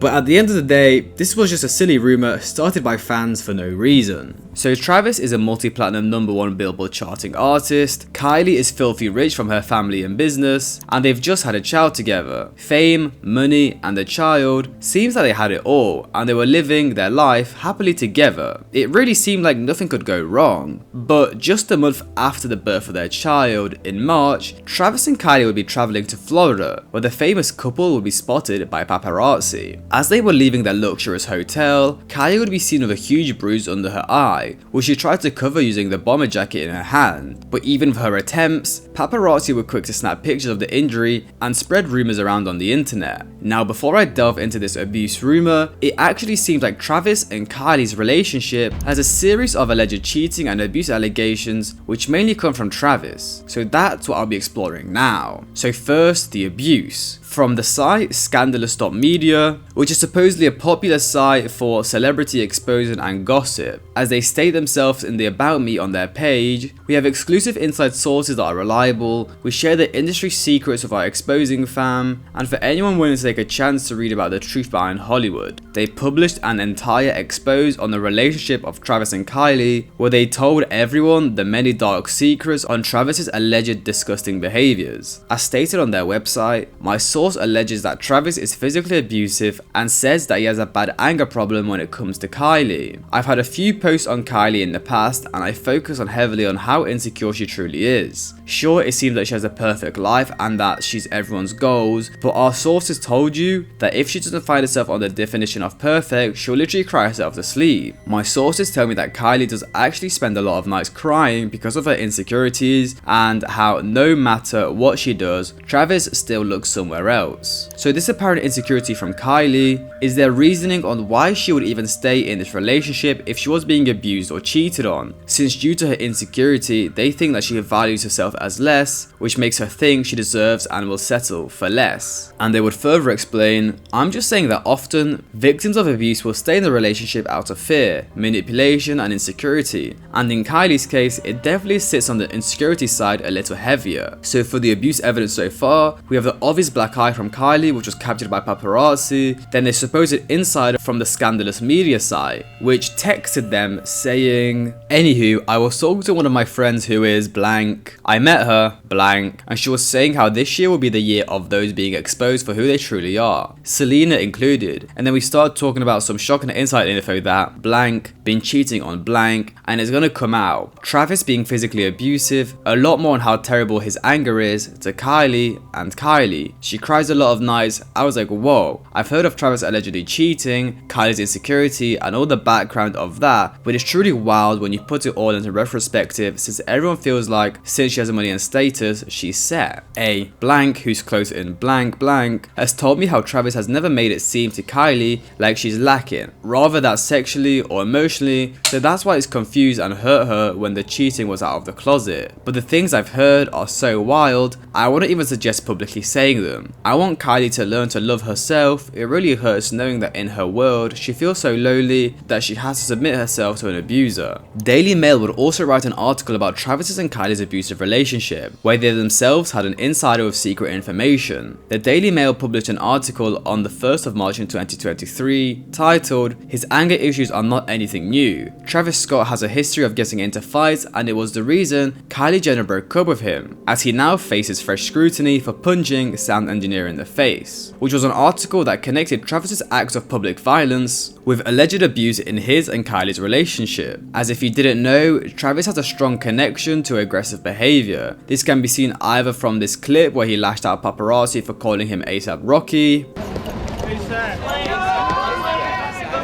Travis.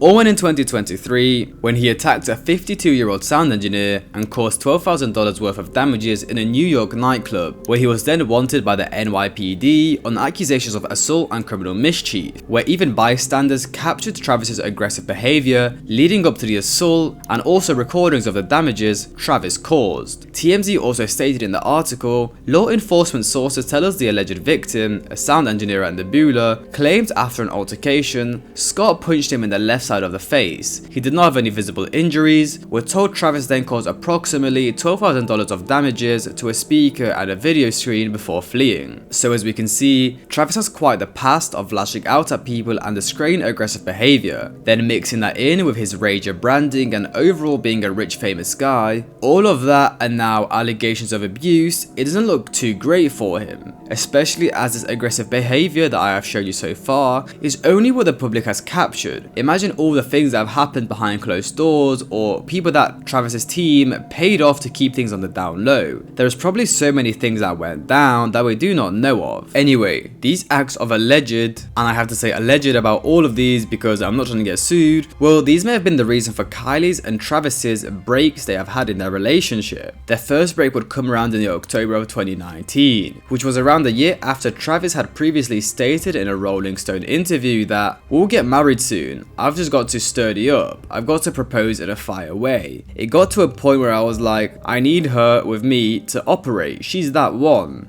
But, you know, not all relationships are smooth, and sometimes people just need a break. Well, also on the 7th of January in 2023, Travis and Kylie would actually go on their second break, which also was their final breakup. An insider from Us Weekly would state, "This has happened so many times before. They've known to be on again, off again, but always remain friends and great co-parents." So it seems like Travis and Kylie had many breaks in their relationship, with only 2 of them being known to the public, which again is okay, and it is good to hear that they still remained good co-parents. However, this second break with Kylie was allegedly caused due to her just having enough of Travis's outlandish behavior. As an insider told the Daily Mail, Travis's anger issues are not anything new and were a huge part of why Kylie and he broke up. This is not anything new and no one is supposed to learn that he got himself into this mess. She's such a peaceful and quiet person and he was the opposite. She could not handle it anymore. He has exploded on her several occasions and anyone who knows him knows about his temper. So to wrap up the alleged abuse allegations, we have Travis's violent behavior, multiple insiders and Kylie's black eye. It doesn't look great. However, all of this could simply not be true, as of course it's insiders who are kept anonymous so they could just be spewing anything. Especially Kylie's black eye, which could have been simply due to the Botox and plastic surgery she has had in the past. As if you do a simple Google search yourself, does Botox cause bruising on face? It will tell you that Botox is the most popular injectable cosmetic procedure for reducing facial wrinkles and fine lines. Side effects are occasional, usually mild, and can include bruising, swelling and bumps, which practically close off the abuse rumors, as I bet without Kylie's black eye, most of this stuff online wouldn't be said about Travis. Now onto the cheating allegations, which was again investigated by Scandalous Media, where they stated the story says that Travis has been in this relationship with the Instagram model Rogine Carr, who goes by the Instagram username YoungSweetro. Many believe that Kylie is indeed the side chick that he just uses for her career and that he only cares about Rogine Carr. Travis and Rogine go all the way back to 2013 and 2015, as seen from these screenshots from her Instagram. In this post with her and Travis with a huge teddy, which from the post it looks like Travis bought her and got friend zoned, as she captioned it, just chilling with the homie, and then another post of her at one of Travis's shows. So first, in the March of 2019, TMZ would break the story that apparently Kylie accused Travis of cheating, but decided to stay with him. In this bombshell of an exclusive, the article from TMZ states, the couple got into a massive fight Wednesday after Travis flew home to surprise his baby mama and Stormy. We're told at some point during the visit, Kylie went through Travis's phone and discovered evidence he had been unfaithful. Travis's reps tell us that the rapper insists he did not cheat. Our sources say Travis stayed at Kylie's home Wednesday and Thursday, and the couple tried working things out. We're told Kylie was extremely pissed at him, but she's trying to keep her emotions in check, in no small part for the sake of their daughter. Sources close to Travis say he plans to take the stage in NYC at Madison Square Garden Saturday night. You'll recall, Travis Scott cancelled his show Thursday in Buffalo,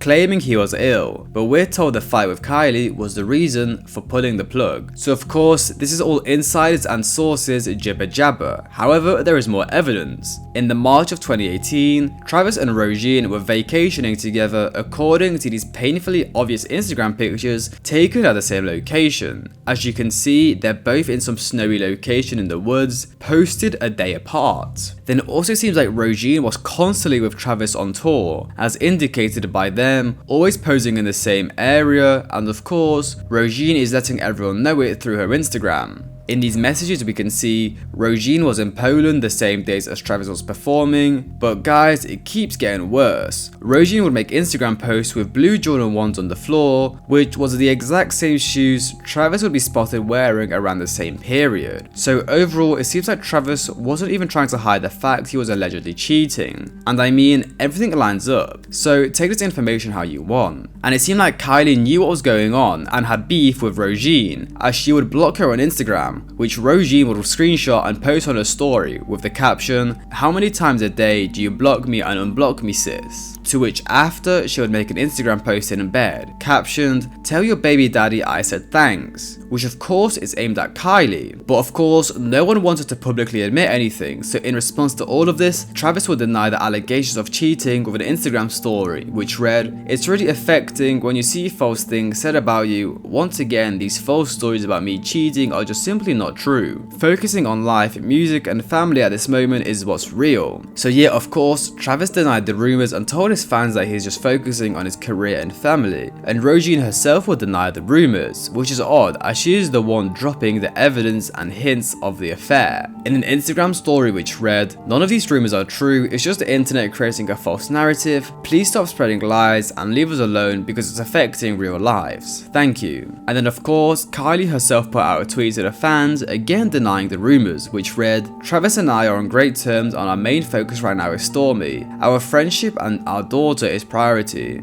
So personally, what it seems like to me, Roisin had a dream of being Travis's girl, living that rich, famous Hollywood lifestyle. However, she obviously wasn't getting that, as Travis was trying to keep her on the down low as a side chick. So she took to social media herself to drop all these rumors and hints. And if anything, she could have been one of the insiders giving TMZ all of these secrets. However, that doesn't stop the fact that Travis did apparently cheat on Kylie through their relationship, which of course is very disheartening. But as I've now covered the allegations and theories on Travis's and Kylie's relationship, I still need to cover how everything ended up going down, where they are at now, and who Travis has supposedly moved on to. Oh, and also there is actually more allegations I'm going to delve into. In the May of 2021, almost 2 years after they took a break due to Travis allegedly cheating, the couple remained friendly. They would be constantly seen out as a family in public, celebrating Stormi's birthday together and also celebrating their own birthdays together. On the 21st of May, a source told People that Kylie and Travis were not exclusively dating, but that they still cared for each other. They love each other, they enjoy spending family time with Stormi, they all travel together. Kylie and Travis also have date nights, the source said. They have worked hard to create a family situation that's best for them. Being together 24/7 doesn't work, so they still have separate homes. They are not exclusive, but Kylie isn't seeing anyone else either, the insider added. Remaining friendly through their split and prioritizing co-parenting, another source told People on May 31st. The parents continue to spend a lot of quality family time together, and that Kylie was very happy with Travis. They are not putting any pressure on their relationship, they get along and things are great. They both want to be as present as possible for Stormi. Kylie and Travis have worked hard to create a great family situation. Then just a couple months later, in the September of 2021,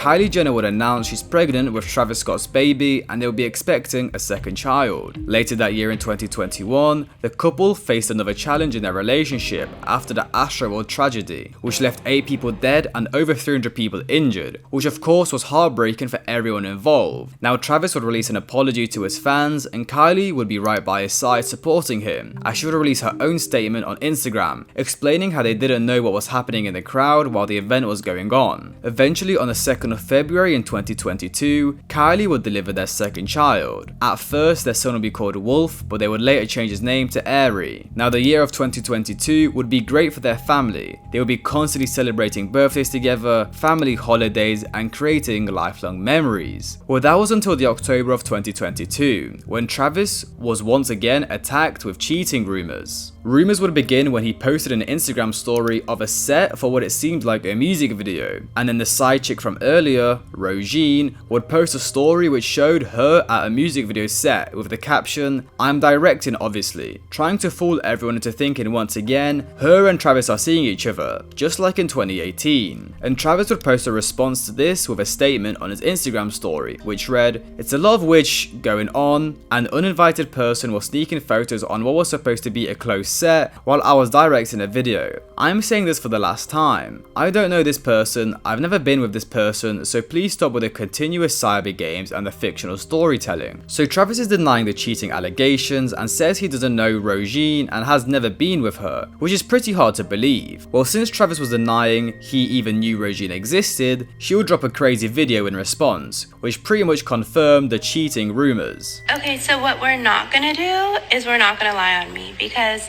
I've been good. I posted whatever fucking story you guys wanted me to post. I pretended I didn't know you, went along with whatever fucking narrative you guys wanted to, no matter how much like bullshit I got from it. But to say you don't know me and you've never been with me, when you've definitely been with me, when fucking everybody's seen you with me, when I have pictures and videos of you with me. Come on, sir.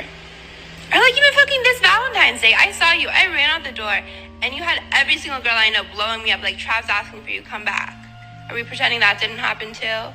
Like, come on, you cheat on that bitch every single fucking night, the whole fucking city sees it. Don't do this. And I was invited to that video shoot, you guys. I personally do not go anywhere unless I'm invited there. You know how I like never responded to anything? Because I had a feeling it wouldn't make me feel better, and I will tell you 1000% right now I do not feel any better. I feel disgusting and I feel taken out of character, and it's not fun. You know, you should never have to talk to the internet about what's going on. I shouldn't have to have texts from our mutual friends telling me that I need to chill, but why aren't you guys telling him to chill? I don't know. All this stuff is stupid. The internet doesn't matter, and I hope you guys just remember that. Like, none of it is the real world. The only person the internet is the real world is for Miss Jenner, because that's how she fucking eats. So, I don't need to be doing all this, and I should just delete everything. So, I'm gonna go out, and I hope that you guys don't hate me tomorrow.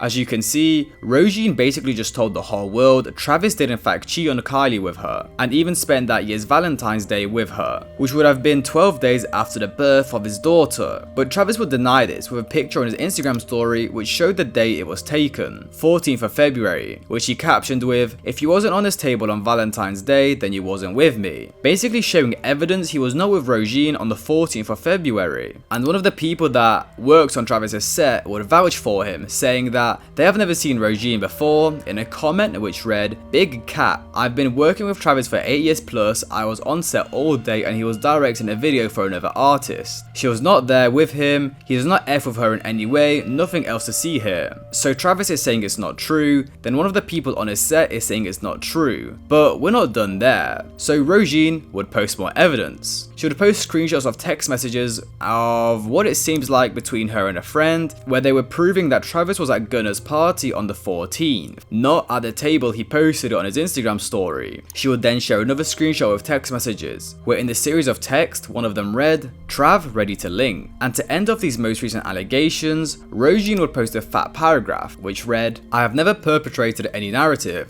I've never said I'm currently with him or I've recently been with him. Like I said, I went home that night. Having someone you've known for almost a decade disrespect you and assume you won't stand up for yourself because you never do is hurtful. I reacted in the moment and speaking on someone else's relationship was wrong of me. I have nothing to prove. Him deleting all of his posts as I posted an inconspicuous screenshot speaks for itself. Having thousands of people say you've posted and done things that are completely out of character and you would never do is equally hurtful. I am a regular person with a real career and family. I'm not a blogger or reality TV star who lives by the motto, all publicity is good publicity. I hope you guys keep that in mind when you're writing fantasy stories about atrocious things you claim I've done." To the pages posting Photoshop tweets and photos that were never posted on any of my social media, I truly hope you find some peace in that hateful heart of yours. Everything they're posting is manipulated and was proven false by some fan pages years ago. The pictures I posted don't even have my @ on them. Maybe you should Photoshop that like the tweets you've created. My Twitter is private and my @ has been nice Muslim girl for 10 years or so. So overall, as we can see, both parties are acting very weird. She seems like a bit of a crazy psycho stalker ex, while Travis seems like a disgusting cheating partner. But with so much evidence and the fact that are constantly brought up again and again, something must have went down. It can't be a coincidence anymore. Well, just shortly after these fresh cheating rumors came about, in the January of 2024, Kylie and Travis would officially break up, ending their 5-year reign. And that would be pretty much wraps for Travis and Kylie, as shortly after their relationship ended, Kylie would start getting to know actor Timothée Chalamet.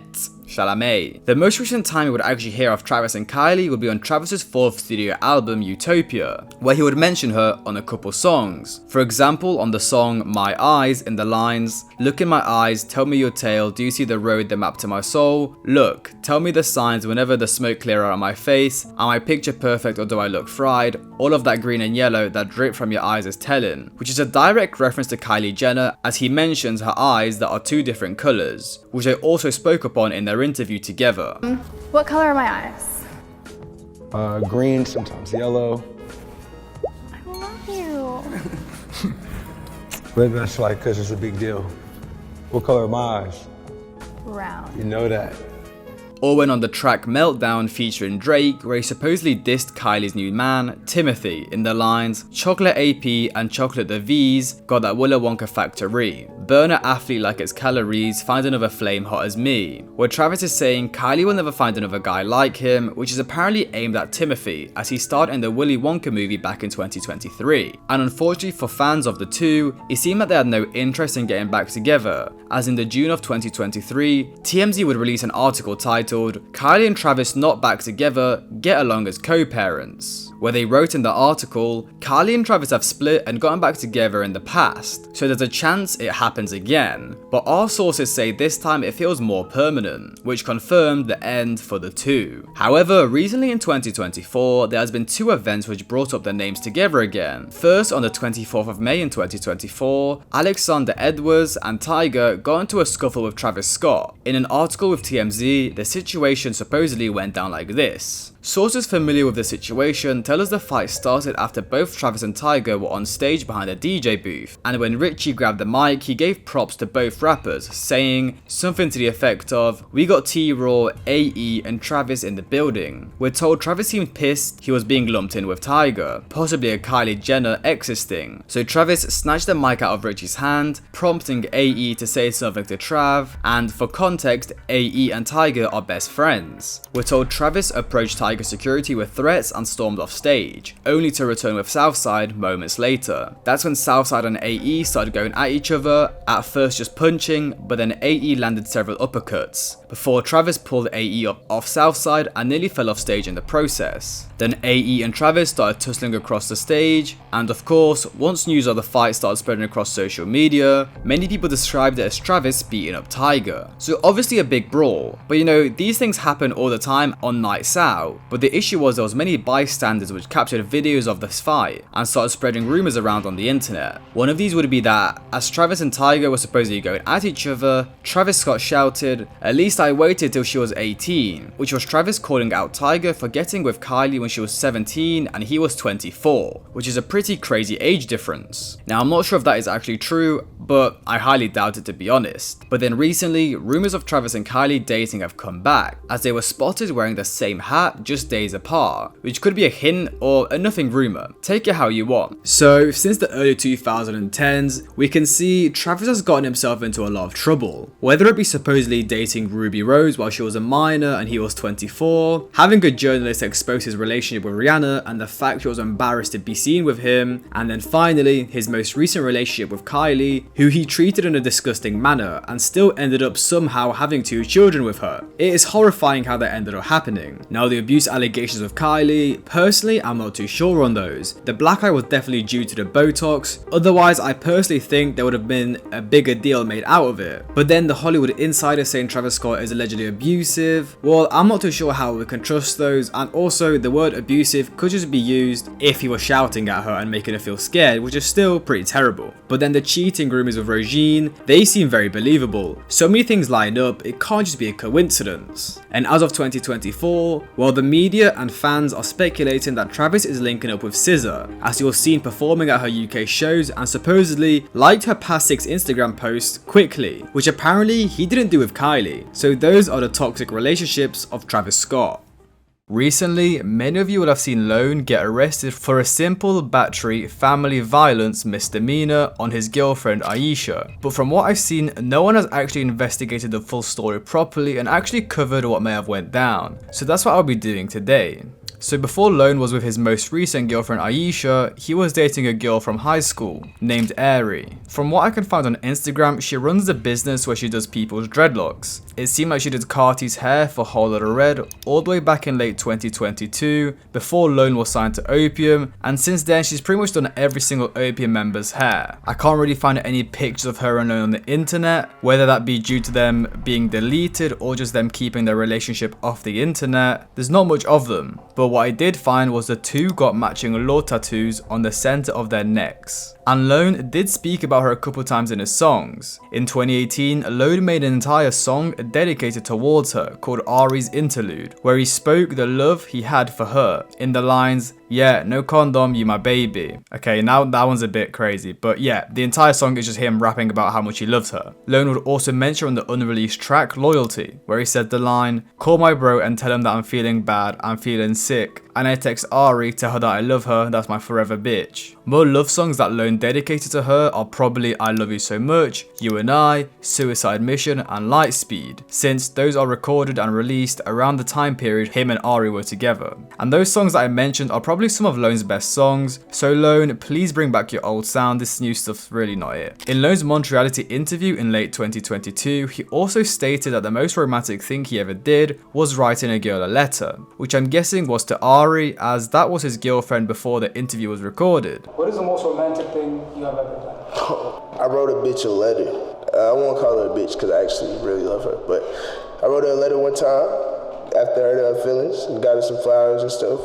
But I don't know, I feel like everything I do is pretty romantic when it comes to females, so I can't think of the most romantic thing I did, because like, I'm not like an ain't shit nigga, like, I take care of my girls, I treat them nice. Now in the October of 2022, a couple months after his debut studio album No Stylist dropped, Lone announced in his Genius video for the song No Stylist that he is currently single. The reason why I can't have no misses right now is just because like, I just feel like, you know what I'm saying, I'm a little young. But I know that when it's time, I'm gonna know exactly who is making me feel like that, and I feel like what it takes is just for somebody to be down for whatever I'm down for. Like, she gotta be on whatever time I'm on, and if we locked in like that, then we locked in forever. So you gotta be my missus, we just locked in, like. But it also seemed like the two broke up a long time before that album was even released, as on the song Crystal Castle, Lone said the lines, "Yeah, I love that bit, but I'm done with her, I'm glad to say I had her," which is Lone just saying yeah, he loved Ari and glad that they were together, but it's over now. Now Ari would repost the song on her story with the exact time in the song Lone said those lines, which shows to everyone that that line was actually about their relationship. But from a recent post Ari made on her story featuring an old picture of her and Lone, it seemed like the two ended on good terms. Just a few moments where I realized life is worth living with people you love. They save me from myself many times over without even knowing. I love them till my eyes close, and even then I'll forever meet them over and over till we ascend. So it seems like she still has a lot of love for Lone, even though they broke up a long time ago, as this story was posted in 2024. So now this brings us on to his current girlfriend, or even ex-girlfriend after the recent arrest, who goes under the alias Aisha Mia, real name Imani Childs, which you need to remember for later. The first time we would see Lone with her would be from this YouTube video where fans got backstage access during Ken Carson's X-Man tour and recorded them together, which actually got fans on Reddit intrigued. What happened to Lone's old girlfriend Ari, he made all these fire songs about, and who is this new girl? So with Aisha, their relationship would be slightly more public than Lone's previous one. We would see many pictures of them posted on social media, fans would even spot them in public multiple times, and she would even tease fans herself with Lone's music. So it seemed like the two had a strong bond and everything looked to be going pretty well for them. But something weird started going on. In the March of 2024, for some reason, Aisha went on multiple Instagram lives and started playing all of Destroy Lonely's music in full. And in one of these, she even showed all the song files. So clearly something was up between the two and she was trying to get revenge. Some Destroy Lonely fan pages even pointed out that the two had unfollowed each other around this period. So we've got his girlfriend playing all his music on live, showing the file names and then unfollowing each other. Something clearly went down between the two. In one of the lives, Lone's girlfriend also said something about Lone hitting her, which is kind of out of context since we can't tell if she's playing about or actually being serious, so take it how you want. I think it's gonna connect right now. I'll play back. If Bobby wanna hurt me for this one, y'all let him know.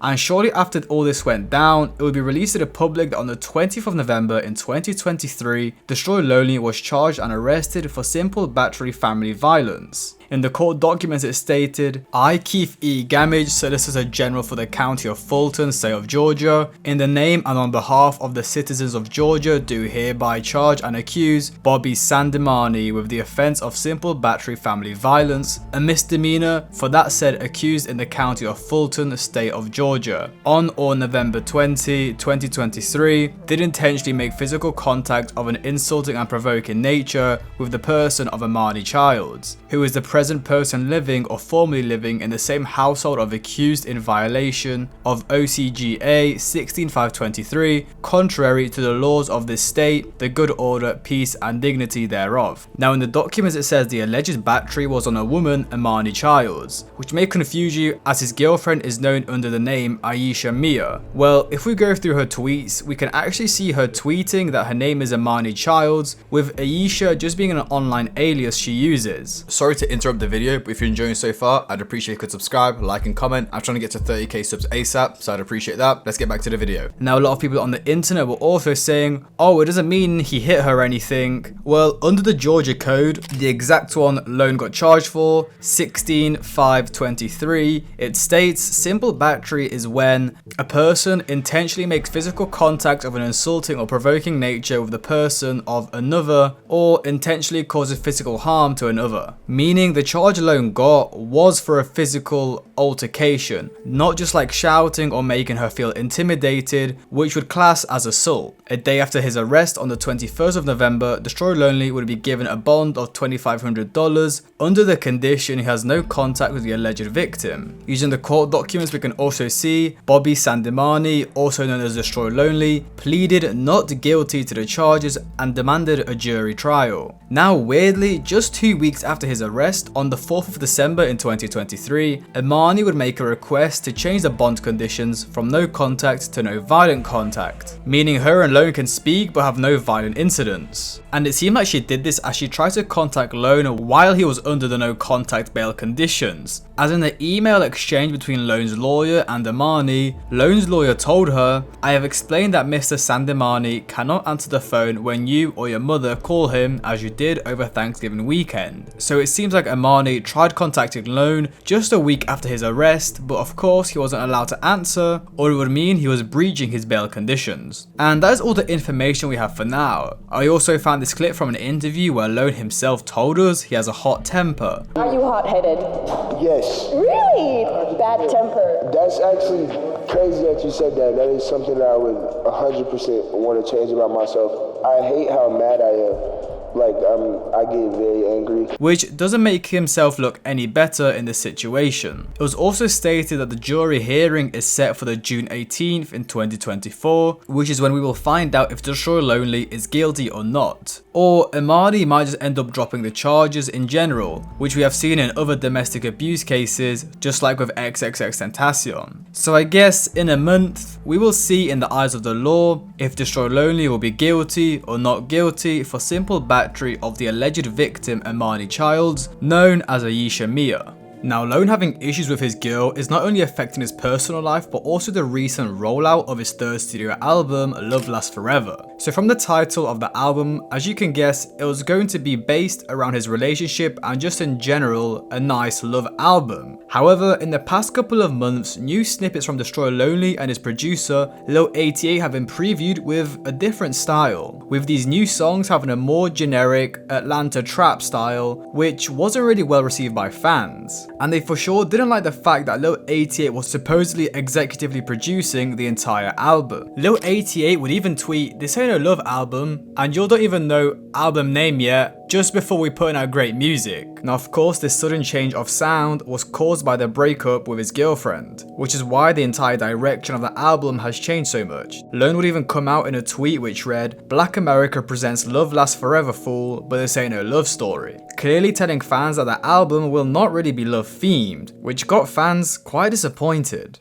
On the 19th of August at approximately 4:15 AM, police responded to a phone call to the Grand Bohemian Motel in reference to a battery, where a female stated that Kenyatta Frazier, aka Ken Carson, hit her while they were in their room. She would then provide a sworn written statement explaining the incident, where she stated she came to visit Ken at approximately 5 PM, and that approximately 30 minutes later, Ken attacked her by physically tossing her around the room. She further stated that she sustained a cut to her right ear, a small cut to her nose, and a bruised hip. Ken also supposedly took her phone and would not give it back to her. A couple hours later at 3 AM, she would be attacked by Ken Carson again. The woman then stated that she left the room but then had to come back due to her leaving disinfectant spray, which she wanted to use to help with her cuts she sustained. But Ken wouldn't open the door for her, so she couldn't get the spray. The police would then ask Ken what was going on and why he thought the woman would call the police, where he acted clueless and didn't know why she would call the police, and that nothing happened. He said the only thing that happened was that he took her phone. He further added that he was a rapper and that he left at approximately 8 PM to perform a show, 3 hours after the altercation with his girlfriend. So in summary, Ken came to visit her at around 5 PM, where they got into a bit of a scuffle. He then left at 8 PM to go perform at a show, where he would come back at 3 AM and they got into a scuffle again. The police stated in a report that they observed a small cut to the woman's right ear, nose, and a possible bruise to her left hip. Then on the 20th of August in 2021, Ken Carson was arrested for domestic violence. However, he would be soon released. He would even contact fans where he stated in messages, "Why do people think I fought a female? I fought a man, lol." However, in the police report, it states that the victim was Ken Carson's boyfriend, so wait a minute. But nah, the police report used the pronouns her, so it was obviously a female that he got into an altercation with. However, just a month later on the 27th of September, the charges would be dismissed. Now this situation is very similar to the cases Playboi Carti has had with domestic violence, who Ken is of course signed to. Playboi Carti will be arrested in 2017 at LAX after he got into a scuffle with his girlfriend at the time, Ruby Rose, where he would be released and get all the charges dropped. Same with his baby mama, Brandy, in 2023, where he nearly put her to sleep over a paternity test. He would then be arrested for domestic violence on a pregnant victim, released, and get the charges dropped again. It seems like a reoccurring thing, and like these opium lawyers are just too good. Ruby Rose would be one of the first public relationships fans would see Carti in. However, it would quickly go downhill, as Carti and Ruby would get into many disputes, with one of them even getting Carti arrested. Ruby Rose and Carti would meet through a mutual friend, Ian Connor, around 2013, where they became very close, as we can see from these romantic tweets by Ruby. But to people in the scene at the time, it seemed quite weird. Now this was because Ian Connor used to literally date Ruby, so it's kinda odd. But anyways, back in 2013, Carti was hanging around with Awful Records, meaning he was a broke, underground SoundCloud rapper, which caused Ruby to keep him in the friend zone for the time being. We were friends first. Okay. And like while I was in high school, and like I remember the first time we met, because we would talk through Twitter and like text and shit. But after Carti signed a multi-million-dollar deal with Interscope Records and became A$AP Rocky's protege, the two would start dating.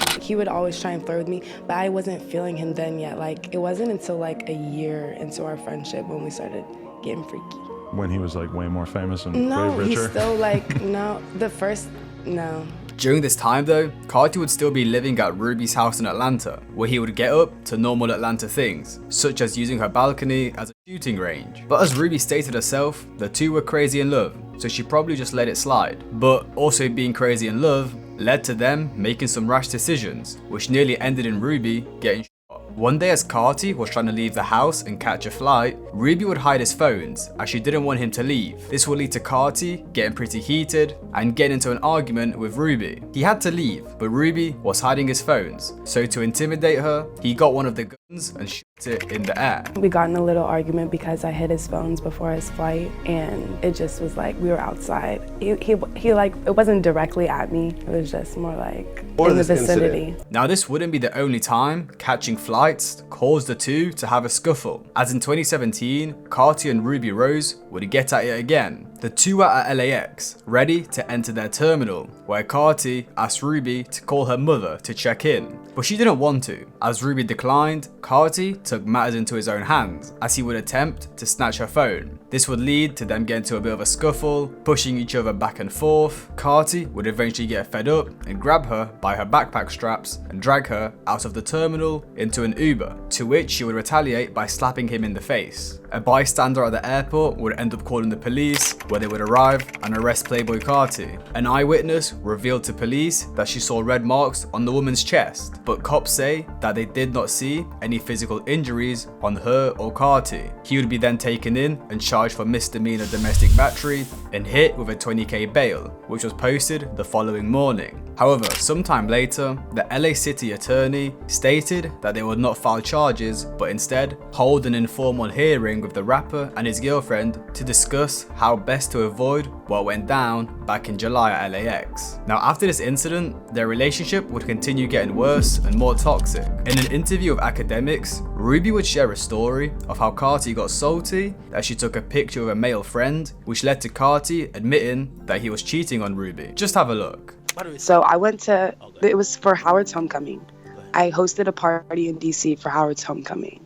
I took a picture with one of the party promoters. In the picture, kind of not like went up, but kind of went up. And he saw the picture.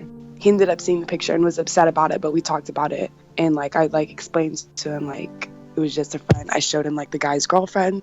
And then Uzi sent him the picture and was like, and then after Uzi sent him the picture, he was like, oh, my niggas are, just like it made the situation 10 times worse. After that incident, Carti and Blac Chyna would be spotted multiple times, which started rumors of them dating. But Carti denied them and stated that you and Blac Chyna had a romp, huh? Yeah, that's my homie though. Did she break your heart? Nah, we ain't that deep. You know what I'm saying? She let you swing an episode real quick though. Y'all had a little roll around. Yeah. Good week. Yeah. It was a good week. It was a good week. He ain't lying. Good week. But yeah, you know. Ruby would be pretty upset by all of this, as she felt like she was done wrong. So she would leak her texts with Carti, where he was blowing up her phone with messages that read, "Miss you, like crazy, can't even lie, SMH, you want to be mean to me, I'm obsessed with you, love you Ruby, forever, out you," which Ruby captioned with, "Have fun with him sis," kissing emoji. Then to get revenge, Carti would leak Ruby's number. Damn, I need to check if that number's still working. But Ruby Rose would end up breaking things off with Carti, which she stated was due to the rumors of him being gay and also him cheating on her with Blac Chyna. It seems like Carti's first public relationship didn't end on good terms, and to be honest, the other ones that I mentioned in this video don't end on good terms either. After things ended with Ruby and Blac Chyna, this is when Carti would start linking with his childhood crush, Iggy Azalea. The duo would first be spotted in the September of 2018, where they would be snapped up by paparazzi leaving a restaurant in Beverly Hills, where Carti would even be seen buying and giving Iggy an enormous pink flower, which sparked rumors of the two dating. In the following months, the two would be continuously spotted in public together, at events such as Rolling Loud in California, at the Alix fashion show in Paris, and multiple times at different airports, which at this point, it was confirmed the two were together. And the two were in pretty deep. Iggy would be seen buying Carti a Lamborghini for his birthday, where Carti would return the favor by buying her a giant diamond ring, which of course got fans thinking that the two were engaged. However, the two's relationship wouldn't always be so positive, as in late 2019, the two would be victims of a home robbery, where the suspect broke into their Atlanta home and sold approximately $1 million worth of jewelry. But things would get worse, as Iggy would then take it to Instagram to announce that she is now single. But Iggy would backtrack and post additional stories explaining that she was wrong for speaking about her relationship so publicly and that she actually loves Carti. So it seemed like the two were together again. Shortly after this, it would be leaked to the press that Iggy is actually 6 months pregnant with Playboi Carti's child. The two would then be spotted in Australia together amid their breakup rumors, and before you knew it, Iggy Azalea's and Playboi Carti's son, Onyx, would be born in the April of 2020. Sorry to interrupt the video, but if you guys are enjoying so far, I'd appreciate if you could subscribe. I'm trying to get to 20k ASAP. Also like and comment. Thank you, let's get back into the video. And in the media and to the public, everything seemed to be going great for the two. They just made up, Iggy is engaged, and they just had a child. But as we move further into 2020, the dark truth about their relationship would start coming out. Iggy would first take it to Instagram, where she posted stories saying, "You lost a real one. People take loyalty for granted, and that's why I'd rather be alone. What I meant last night was that I'm raising my son alone and I'm not in a relationship. Nothing I said was intended to make it seem like my son's father isn't a part of his life, but I've noticed a lot of people took it that way, so I wanted to clear the air. Onyx is so loved by his dad and has always had both parents in his life from day one." And Carti would stay pretty silent throughout all of this, until the November of 2020, where he sent out a cryptic tweet, which read, "I told that bitch shut up, my son crying." And Iggy would actually respond to this, where she stated that she spoke to Carti, where he told her the tweet isn't actually about her, which, you know, like, okay buddy, what are you talking about then? But what was actually going on behind the scenes was much worse than what it seemed like to the public, which is when Iggy would go on Instagram Live to expose how Carti treated her, and also his affair with his sidekick Brandy, who is actually now the mother of his daughter, Eve. But we will talk about that later. Brandy is Jordan's side chick who he's been f***ing while I was pregnant. You started fucking Jordan in February. Well, I was, what would that have been, like 8 months pregnant? So as we can see, Playboi Carti started cheating on Iggy while she was 8 months pregnant with their son, which of course is awful. So after Iggy just exposed to the whole world that Carti was having an affair with his side chick Brandy, she would then go into many detailed stories about the times she caught Brandy lacking. Started fucking you in an Airbnb that he had rented out as a studio while I was pregnant since he couldn't play loud music in our apartment. So Carti was using an Airbnb as a studio at the time, as Iggy was pregnant and he didn't want to bother her with his ad-libs. Well, at least that's what he told Iggy, but it actually seemed like it was an excuse for something else. And even though that Iggy was pregnant and couldn't help Carti, she was still very thoughtful of him. So out of her pure kindness, she sent out a cleaner to freshen up the studio. But that's when Iggy found out what Carti was actually doing at the studio behind her back. Bear in mind, while my housekeeper comes to clean this Airbnb for these motherfuckers, there's nobody in there the whole time but Jordan and his couple of little friends. She cleans every single room, no one's in there, leaves, says goodnight, forgets her vacuum, comes back in, and who's sitting on the couch looking like a ghost? Brandy. You were sitting in there. And you might think, well, first of all, it was Carti's first time being caught with a side chick, so now he'll fix up his behavior and apologize to Iggy. And then secondly, well, now that Brandy has been caught, she'll stop messing with a dude who's literally about to have a kid. Well, that wasn't the case for either of them, and the two would keep going at it. So I go into his side of the closet and I see that there is a girl's little roll-along suitcase in there with some makeup and dirty old trashy underpants. You need to buy new drawers too, girl, now. Come on. Come on now, because those shits were raggedy. And one time, Iggy would even catch Brandy at their house, where she got her friend to kick her out onto the street. Raven spared you because we were gonna beat your ass at 3 o'clock in the morning, and instead, you just were out there with no shoes on the street at 3 a.m. looking fucking stupid like a trash bag whore that you are. But again, this wouldn't stop Carti and Brandy hooking up, all while Carti was making promises to Iggy where he was pleading her to give him time and space so he can focus on his album. So once he releases it, he will have time to step back from music and be a father. Well, as Carti was making all these promises to Iggy, she felt like their relationship was starting to build again, which is when Carti begged Iggy to fly out to Atlanta with Onyx for Christmas. Begs me, please, please, I need to see my son on Christmas. Okay, you know what? I don't want to be here alone on Christmas either. I want to be together as a family too, because things have been going cool between him and I. So I want to be together as a family too for Christmas. So I'm like, all right, let me rearrange my whole week and let's get on a plane. But Iggy would check the flights and there was none available, which is when Carti would tell her, don't worry, I'll get you a private jet. But then Iggy rang up Carti's manager where they told her, Iggy, there's no jets booked. So Iggy then rang up Carti saying, what the fuck, how are we going to get to Atlanta? Which is when he told her, this is what this motherfucker tells me. I'll be there in spirit. Really? Your son's first Christmas, you'll be there in spirit because you knowingly got on a plane knowing that would mean that me and him were stuck here in LA by ourselves with no tree, don't have a fucking Christmas dinner plan, can't get to my family because they're stuck in Australia. So to sum it up, Carti left his son and Iggy in LA because he wanted to throw a listening party for Whole Lotta Red. And if we do further digging, well, Brandy was actually at the listening party. So Carti may have actually purposely sabotaged Iggy and Onyx getting there just so he can spend time with Brandy at the listening party. To wrap up Iggy's rant, she would then explain that Playboi Carti knowingly missed his son's birth to play the PlayStation with Lil Uzi Vert. This man didn't even come to see his son be born. He went to Philly to play the PlayStation with Lil Uzi. He thought that was more important than seeing his son be born, and I had a scheduled C-section.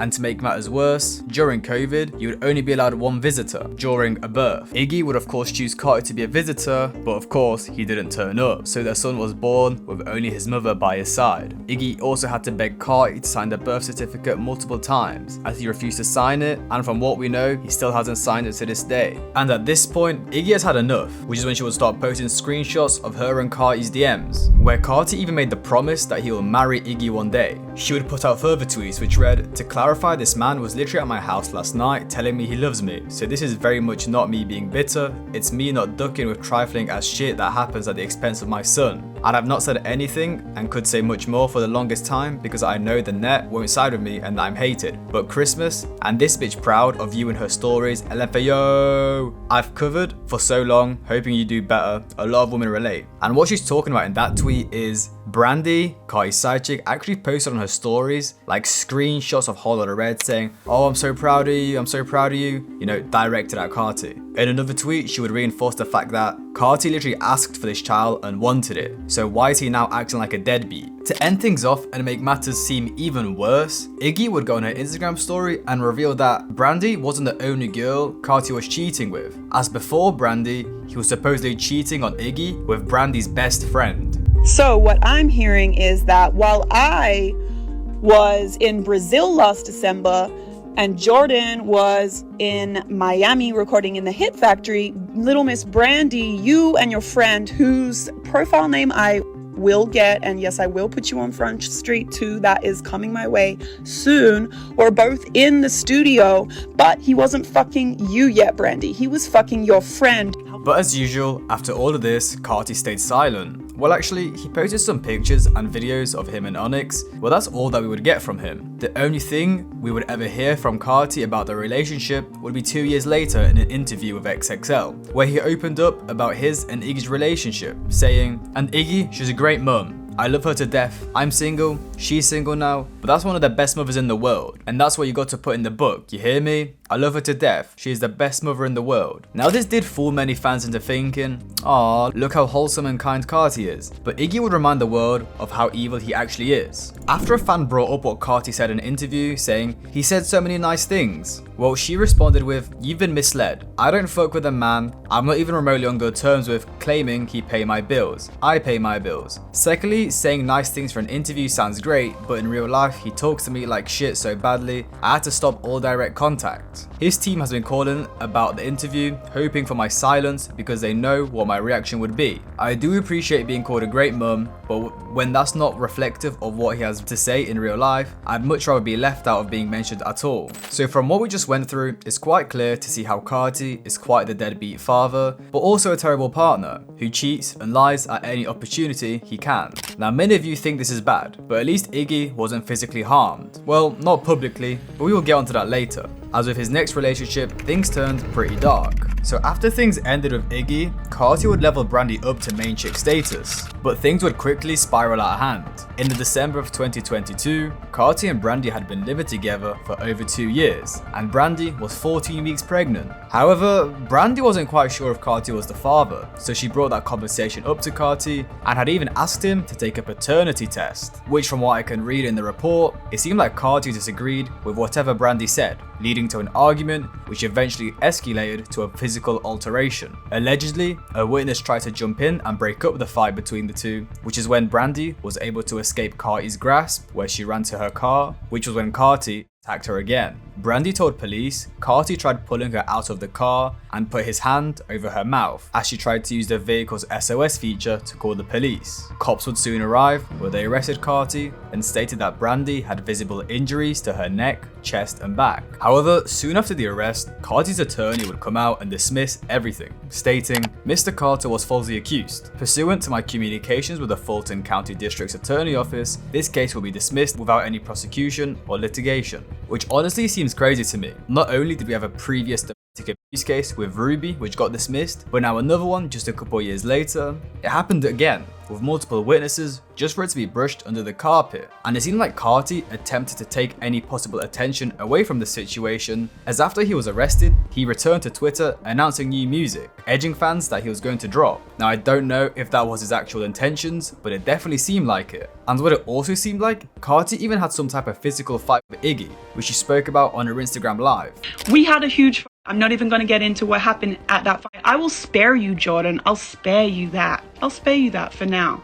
I leave because I got scared and came to LA. So out of the 3 public relationships Carti has been in, he's had a fight with each one of them. And that is definitely not a coincidence. And what's worse is that straight after this assault on Brandy, they would be seen out at a fair, at the weekend show, and she was even wearing his merch on Instagram, all after nearly ending her while 14 weeks pregnant. Iggy would catch news of Carti's arrest, where she would come out on Twitter and say, "Been there, done that, warned you," which was aimed at Brandy. probably telling her that being with Carti is a bad choice. She would then say, imagine having a pregnant girlfriend and pretending they don't exist, until it comes out you like to abuse them too, and rarely visiting your actual son unless it's because you're running from whatever problems you got going on in Atlanta and the press with your serial abusive woman. Overall, it seemed like Carti has a long history of abusing, cheating and lying. I mean, he got arrested for domestic violence and shot at Ruby Rose, then cheated on her with Black China. He got into a fight with Iggy, cheated on her multiple times and constantly lied about wanting to build a family with her. Then Brandy,